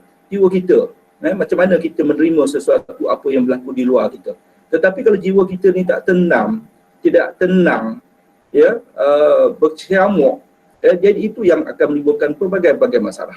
Jadi sebab itu dalam kita berhadapan dalam masalah ni, kita pergi pada yang asas, kita mencari ketenangan hati kita, jiwa kita, yang hanya kita dapat perolehi ala bi zikrillahi tatma'innul qulub. Hanya dengan kita berzikir, mengingat Allah itu akan tenang jiwa kita untuk menghadapan pelbagai cabaran. Tak kira cabaran yang COVID-19 ke apa, cabaran yang kecil, yang besar dan sebagainya, hati kita akan tenang. Ketenangan hati kita ni, selalu saya cakap, ketenangan hati kita ni bukan sesuatu perkara yang dia datang macam tu, sesuatu yang perlu kita usahakan. Ketenangan itu diturunkan oleh Allah Ta'ala. Yang tu Allah menurunkan sakinah tu fi qulubil mu'minin. Allah yang menurunkan sakinah itu dalam hati. Jadi kita kena rapatkan dengan Allah Ta'ala. Mesti mempertingkatkan takarub kita, ubudiah kita, pengabdian kita kepada Allah Subhanahu Wa Ta'ala. Tak kira seorang manusia tu bernama pensyarah ke ataupun pelajar ke.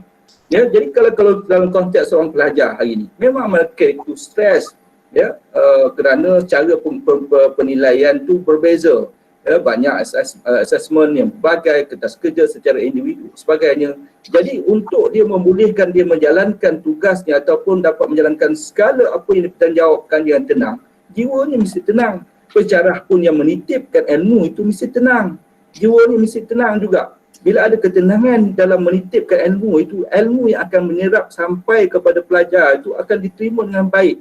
Tetapi kalau kita pensyarah tidak tenang jiwa kita, pelajar yang menerima ilmu jiwa tidak tenang, jadi itu akan menimbulkan satu konflik di situ. Dia akan menimbulkan satu dia akan tidak berkesan dan pengetahuan seperti itu. Ya, sebab itu ketenangan jiwa itu. Ya, ketenangan jiwa itu sesuatu perkara yang kita kena cari dengan hanya mendekatkan diri kepada Allah. Bila Allah kita dekat, maka Allah akan menurunkan kesakinah, ya, hati sakinah itu, ketenangan itu kepada seorang muslim. Dan kemudian kita, seperti yang saya katakan tadi, kita kembali kepada petunjuk Allah Ta'ala. Ya, Allah Ta'ala dalam surah At-Takhabur, dan surah apa ni, dalam surah At-Takhabur ni, Taghabun ayat surah yang ke-64 ni, telah pun memberikan petunjuk, ya, ma'asaba min musibatin illa biiznillah, ya, wa man yu'min billah yahdi qalbahu wallahu bi kulli syai'in alim. Ya, maksudnya tidak ada suatu musibah yang menimpa seorang itu kecuali dengan izin Allah Ta'ala. Ya, apa juga musibah yang berlaku hari ini adalah kerana dengan kehendak Allah SWT. Bila Allah menurunkan satu musibah itu dalam bentuk penyakit ke apa juga, bala bencana, wabak dan sebagainya, balak dan sebagainya, itu ialah itu adalah merupakan yang datang daripada Allah, merupakan qada dan qadar Allah SWT. Bila Allah menurunkan musibah ni, dia tak kira siapa pun, orang beriman ke, orang kafir ke. Ya, kalau kita lihat kenapa turun ayat ini, ayat ke-11 ni, ialah kerana orang kafir kata, tengok, dia orang beriman pun ditimpa dengan musibah. Ya, orang beriman pun ditimpa dengan musibah. Mereka seolah memperolok-olokkan, orang kami inilah orang kafir, tapi orang beriman, kenapa kamu orang beriman pun ditimpa musibah juga? Jadi dalam bab musibah, tak kiralah kamu kafir ke ataupun beriman, musibah itu akan Allah turunkan kepada sesiapa saja. Untuk apa? Untuk kita ni berusaha berikhtiar untuk menghindarkan diri kita.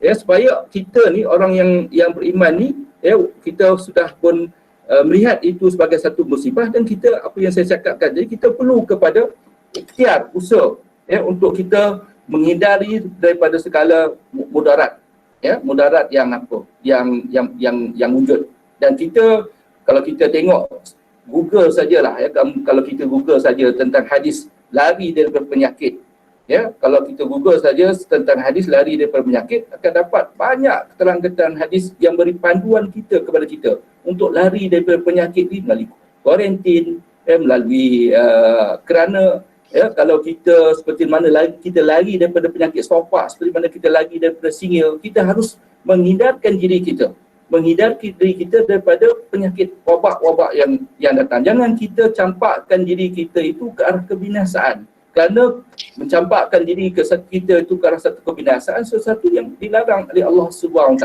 Sebab itu kita mesti mengambil langkah-langkah pencegahan preventif. Sebab itulah, ya, satu langkah yang kita lakukan ni secara ODL ni sesuatu perkara yang syar'i, sesuatu yang ikut apa panduan daripada hadis, kerana kita tak mahu mencampakkan diri kita ini kepada kebinasaan, ya, kepada kebinasaan akibat daripada wabak. Dan kita ikut Rasulullah, hadis Rasulullah yang menggalakkan kita kuarantin. Sebab itu Ibn Sina dulu, ya, telah pun mengasaskan satu dan kitabnya, kitab Qanun Fitik, yang merujukkan kepada apa ni, ilmuwan barat bidang perubatan. Dulu berlaku wabak di Eropah, ya, ramai yang mati, ya, tapi di sebelah timur tu sudah ada Ibn Sina telah memberikan satu formula untuk mengatasi wabak yang melanda itu dengan mengamalkan kuarantin.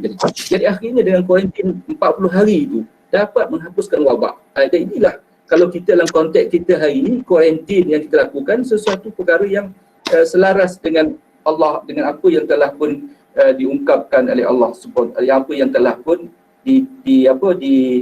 dipandukan ataupun yang diberikan oleh Nabi SAW untuk menjadi panduan kepada kita.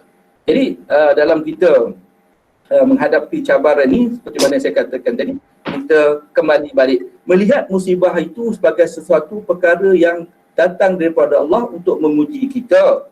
Ya, kerana seorang Muslim itu, kata Nabi, sesungguhnya ajaib keadaan orang yang beriman itu. Semua perkara yang ditakdirkan Allah mempunyai semuanya dianggap baik untuk dia. Kalau benda itu baik, ya, apa yang takdirkan semuanya baik bagi seorang Muslim itu. Sekiranya mudarat Allah takdirkan kepada dia, kalau takdirkan timpakan kemudaratan kepada dia, dia akan bersabar.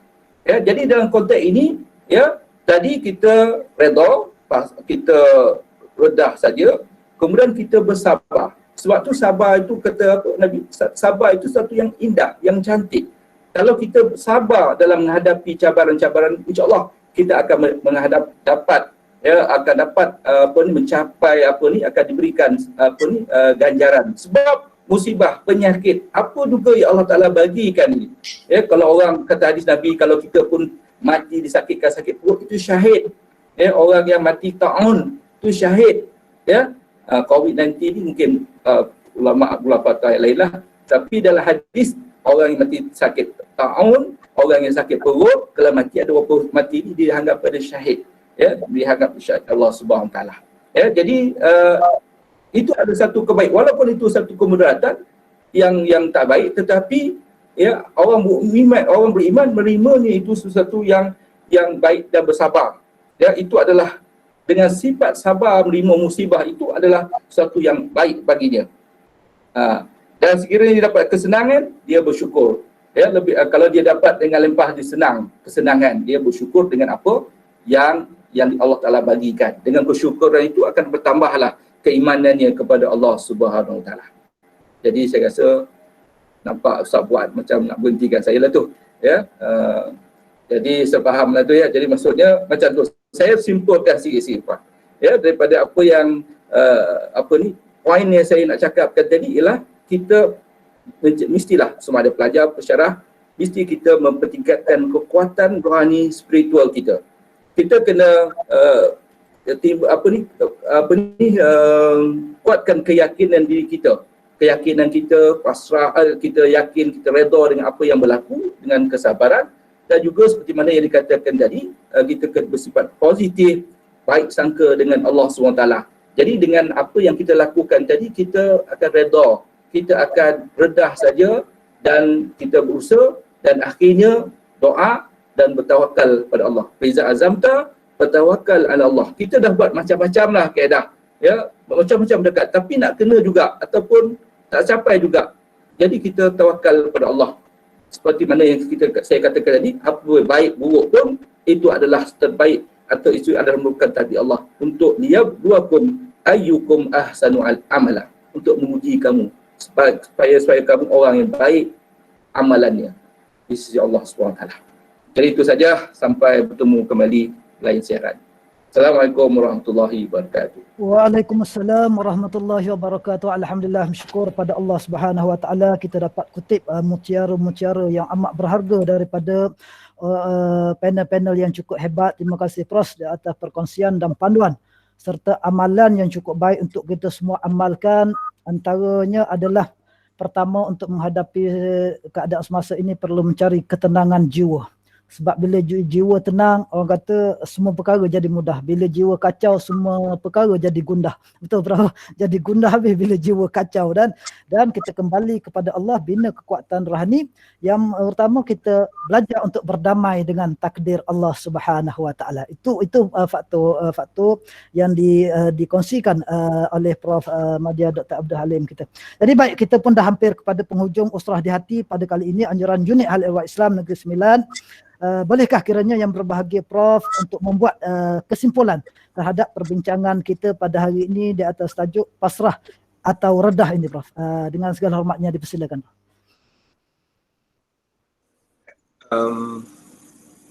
Memang dah banyak kita perkatakan tadi, Ustaz yang berbahagia, Ustaz Alim pun ada banyak telah menguraikan berkenaan dengan sama ada kita pasrah atau redah. Basically apa kesimpulan yang saya boleh buat adalah pasrah itu adalah pasrah apabila perkara ini berlaku, tetapi kita tidak boleh pasrah berterusan sehingga kita tewas kepada COVID-19. Ya, sesungguhnya ini adalah satu ujian bagi kita. Apabila pasrah, kita telah menerima pasrah itu, tetapi kita kena kuatkan semangat untuk kita redah. Dan seperti mana yang Ustaz cakap tadi, redah itu redah dengan, bukannya redah, kalau orang Jawa cakap sembrono lah, redah dengan akal dan strategi. Kita redah dengan satu strategi yang baik. Seperti mana yang saya cakapkan tadi, kalau kekuatan yang kita ada dalam diri kita itu untuk kita redah dengan cara yang sebegini, kita redah dengan cara yang sebegini. Kalau kita tak boleh redah dengan cara A, kita redah dengan cara B. Tapi, at the end of the day, redahan kita itu memberikan hasil yang baik kepada diri, keluarga, umat dan sebagainya. Ustaz, sekian kesimpulan dari saya. Baik Prof, terima kasih di atas kesimpulan yang merangkumi perbincangan kita pada pagi ini. Semoga apa yang kita bincangkan pada pagi ini memberi manfaat untuk kita warga UiTM Negeri Sembilan khususnya. Jadi terima kasih juga kepada yang berbahagia Profesor Dr. Abdul Halim Ramli di atas kesudian untuk melontarkan mutiara-mutiara yang berharga untuk kita semua pada hari ini. Jadi saya kembalikan kepada moderator kita untuk meneruskan di akhir-akhir ini, saat-saat waktu kecederaan ini.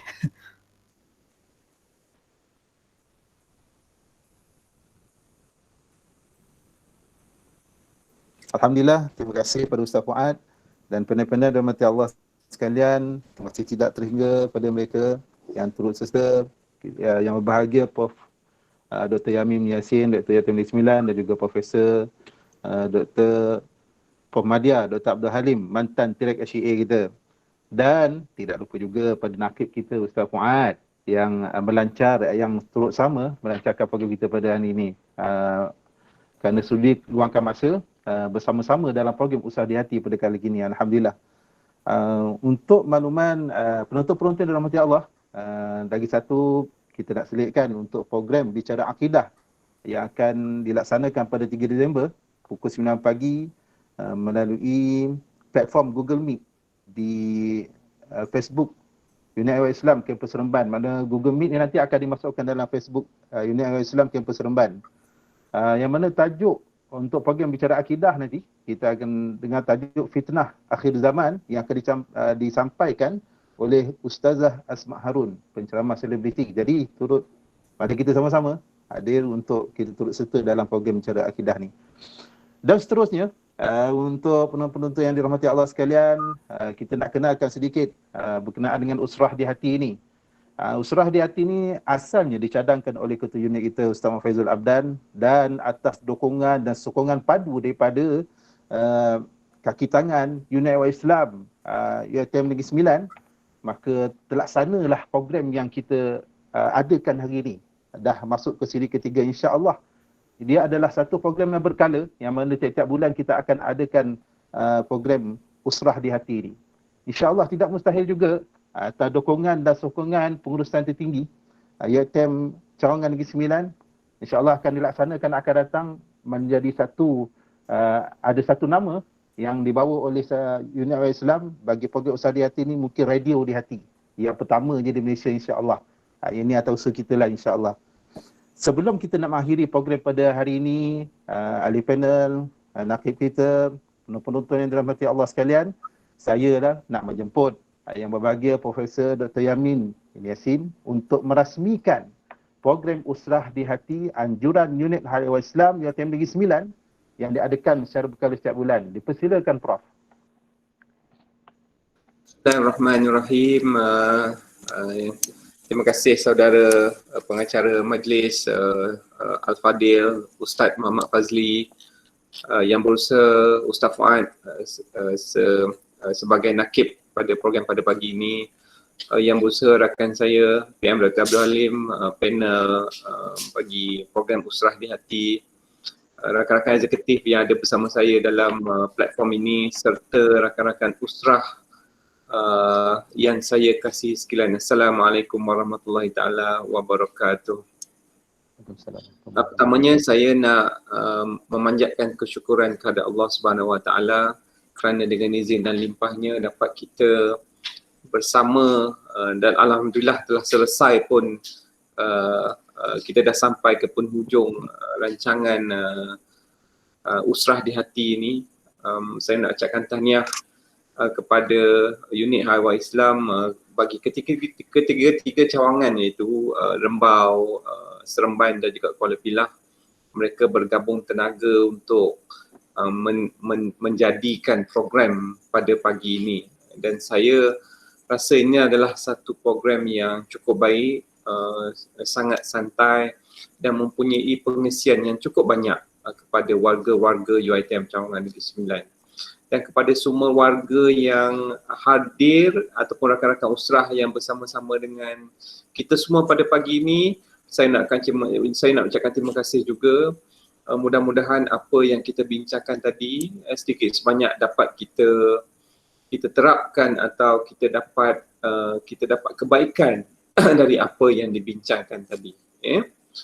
Saya suka untuk berkongsi satu, tadi Ustaz Fuad ada mengatakan kepada kita yang UiTM ni adalah satu institusi yang sangat besar. Kita ada keluarga yang sangat besar. Keluarga kita ni berada di mana-mana dalam satu Malaysia.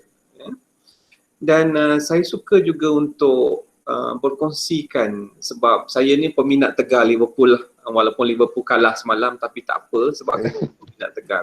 Tapi saya suka apa yang diperkatakan oleh Jurgen Klopp apabila pada ketika Liverpool berada dalam keadaan yang sukar ini, ramai pemain cedera dan sebagainya, dia berkatakan satu perkataan sahaja. Dalam keadaan sukar ini, dalam keadaan yang sukar ini, apa yang terbaik untuk dilakukan adalah family should get together. Get together means you family ni get together, make it stronger dia punya bond tu. Hubungan tu kena dikuatkan. Apabila kuatnya hubungan itu, pasukan akan bertambah kuat dan insya-Allah kemenangan akan terhasil. So the konsep itu yang saya nak perkongsikan di sini, di mana kita ni keluarga yang besar. Di Borneo ada, di Semenanjung you cakap lah, semua negeri semua ada. Dan apabila kita besar ni, kalau kita semua boleh bergabung dalam keadaan susah ini, tolong menolong satu sama lain, ingat mengingati satu sama lain, insya-Allah yang susah tu akan jadi mudah, yang susah tu akan jadi senang dan insya-Allah kita semua akan beroleh kejayaan. Dan semua kita tahu UiTM pun sekarang ni berada dalam keadaan tidak berapa senang dengan bajet dipotong dan sebagainya. Inilah masanya semua warga perlu memainkan peranan masing-masing bagaimana kita boleh membantu universiti. Sebab kalau kita tengok universiti telah bantu kita dalam keadaan walaupun susah ini, dan kita sekarang perlu untuk memainkan peranan bagaimana kita boleh membantu universiti. Dan saya harap semua dapat pengiktibaran dari apa yang saya cakapkan tadi. Dalam keadaan susah ini, we as a family, a big family, kalau tak masuk negeri lain pun, di Negeri Sembilan ni kita ada Rembau, kita ada Seremban, kita ada Kuala Pilah, we should get together. We should help each other so that we can get what we want. Kita boleh mencapai kemenangan dari hasil kerja ataupun hasil gabungan antara hasil kerjasama dari ketiga-tiga kampus ini. Dengan itu, dengan lafaz Bismillahirrahmanirrahim, saya merasmikan program Usrah di Hati yang telah dianjurkan oleh unit Haiwan Islam Cawangan Negeri Sembilan. InsyaAllah. So dengan itu saya akhiri ucapan saya dengan wabillahi taufiq wa hidayah. Assalamualaikum warahmatullahi taala wabarakatuh. Terima kasih. Waalaikumsalam warahmatullahi wabarakatuh. Terima kasih yang berbahagia Prof atas ucapan perasmian dan kata-kata semangat untuk kami terus bermotivasi dalam melaksanakan tanggungjawab as a family, sebagai keluarga kita sama-sama insya-Allah. Untuk akhirnya kita minta mohon pada nakib kita Ustaz Fuad untuk menafaskan doa untuk kita semua. Silakan Ustaz sebelum kita akhiri usrah di hati pada pagi ini. Silakan Ustaz Fuad. Baik, terima kasih Ustaz Fazli. Al-Fatihah. A'udzubillahi A'udzubillahi minasyaitonir rajim. minasyaitonir rajim. Bismillahirrahmanirrahim. Bismillahirrahmanirrahim. Alhamdulillahi Alhamdulillahirabbil alamin. maliki yaumiddin. Iyyaka na'budu wa iyyaka nasta'in. Ihdinas siratal mustaqim, siratal ladzina an'amta 'alaihim ghairil maghdubi 'alaihim waladdallin. A'udzubillahi minasyaitonir rajim. Bismillahirrahmanirrahim. Alhamdulillahi rabbil alamin wassalatu wassalamu ala asyrafil anbiya'i wal mursalin wa ala alihi wa sahbihi ajma'in. Radina billahi rabba wa bil islami dina wa bi Muhammadin nabiyyan wa rasula. Ya Allah, ya Tuhan kami, pada hari yang penuh keberkatan ini kami menadah tangan mohon kepadamu ya Allah. Ampunlah segala dosa-dosa kami, dosa-dosa kedua ibu bapa kami, dosa-dosa isteri dan anak kami, adik-beradik kami, saudara mara kami, jiran-jiran kami, muslimin dan muslimat saudara seagama kami. Ya Allah, ya Rahman, ya Rahim, sekarang ini kami sedang diuji dengan wabak COVID-19. Kurniakanlah kepada kami kesabaran. Jauhilah kami daripada wabak ini. Dan kurniakanlah kesembuhan kepada saudara kami yang dijangkiti wabak COVID-19 ini. Ya Allah, lapangkanlah kesulitan yang kami hadapi saat ini. Dan keluarkanlah kami dari kesulitan ini. Ya Allah, ya Rahman, ya Rahim, kami hamba-Mu yang lemah. Pimpinlah kami, bantulah kami dalam mentaati segala perintah-Mu, ya Allah. Dan jauhilah kami dari siksaan api neraka-Mu, ya Allah. Ya Allah, ya Rahman, ya Rahim, jadikanlah segala khidmat bakti kami dan pekerjaan kami ini sebagai amal ibadah kami kepadamu jua, ya Allah. Rabbana zalamna anfusana wa illam taghfir lana wa tarhamna lanakunanna minal khasirin.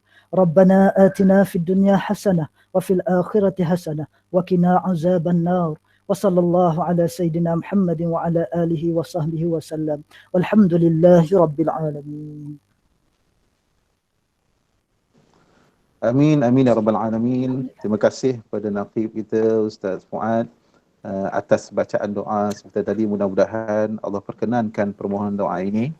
Dengan ini maka berakhirlah usrah di hati pada kali ini, insya-Allah. Semoga kita bertemu lagi pada siri yang akan datang. Mohon maaf atas segala salah silap sepanjang program usrah di hati pada hari ini. Dengan itu sebelum kita akhiri program usrah di hati pada pagi ini, kita sudahi dengan tasbih kafarah dan suratul asr. Bismillahirrahmanirrahim. Subhanakallahumma wa bihamdika, subhanakallahumma wa bihamdika, asyhadu an la ilaha illa anta, astaghfiruka wa atubu ilaik.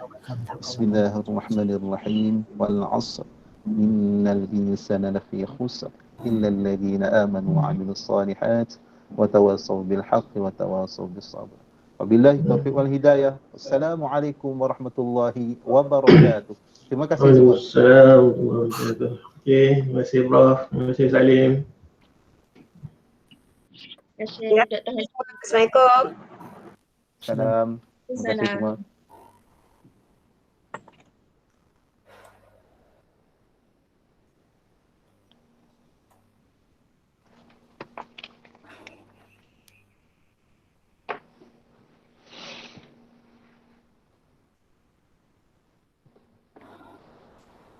Alhamdulillah, syukur kepada Allah Subhanahu wa taala. Terima kasih semua. Sama-sama, terima kasih semua, terima kasih semua. Terima kasih Dr. Mashita, Prof, PM Dr. Mashita, Puan Aziati, Puan Amira, Syed Azman, Puan Nafisa, Dr. Siti Sarah, Puan Hakimah, Dr. Zaimah, Ustazah Farhatun, Puan Jamila, Dr. Kamel, Cik Fendi, terima kasih. Puan Faika, terima kasih semua. Cik Bob, dah sebut semua. Assalamualaikum warahmatullahi wabarakatuh. Ya, Okey, terima kasih semua. Alhamdulillah, syukur. Alhamdulillah, terima kasih semua. Maaf segala kekurangan. Ya, Alhamdulillah, syukur semua. Buat esok dia dah datang ke Seremban esok. Ya, Cik Fendi, saya datang esok, saya tak segan. Allah, Cik Fendi.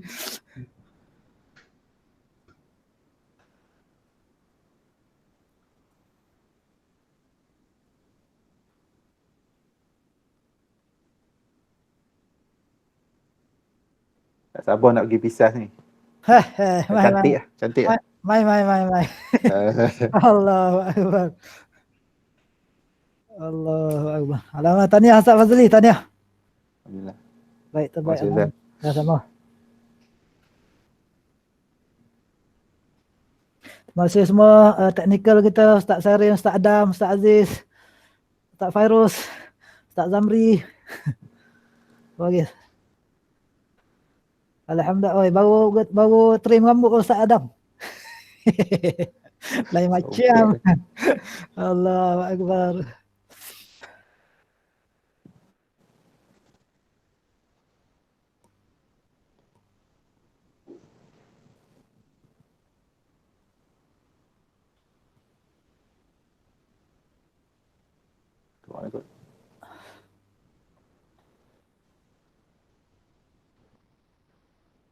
Ustaz Muad, apa ni kamera Anan dia menipu lah. Dia tengok muka Anan, tengok Anan macam besar. Ada dekat-dekat tu. Connect kayu bersikal petang-petang. Lain macam tu. Dia Aduh. dekat kamera dekat kan. Kamera ni menipu lah. Dia salahkan kamera pula. Aduh. Allahu Akbar. Kasut dah turun, lepas tu orang cakap kombang mana pulang, kombang lagi. Sebab nampak penuh kamera tu. Ya Allah. Allahu Akbar. Alhamdulillah dah turun dah Ustaz. Daripada PKP tu. Ada Sekarang dah turun banyak lah. Ada penurunan lah. Banyak. Dekat 12 kilo, 13 kilo. Banyak tu. Banyak. Alhamdulillah. Dengan azam lagi ni. Nak turun lagi insyaAllah. Bertambah sihat lah insyaAllah. InsyaAllah kita nak kesihatan aja, tak lain lah. Tu je. Betul. Alhamdulillah. Masya-Allah, hebat tuan. Ya. 20 kilo. 12 kilo tak? 12 kilo lah, alhamdulillah. Masya-Allah. Ini kena join ni. Ya, Dr. Rafidah, terima kasih. Biar lambat asal selamat.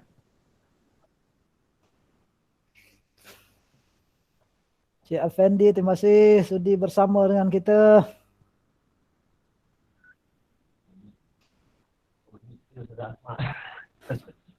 Puan Arsyam Samsina, terima kasih.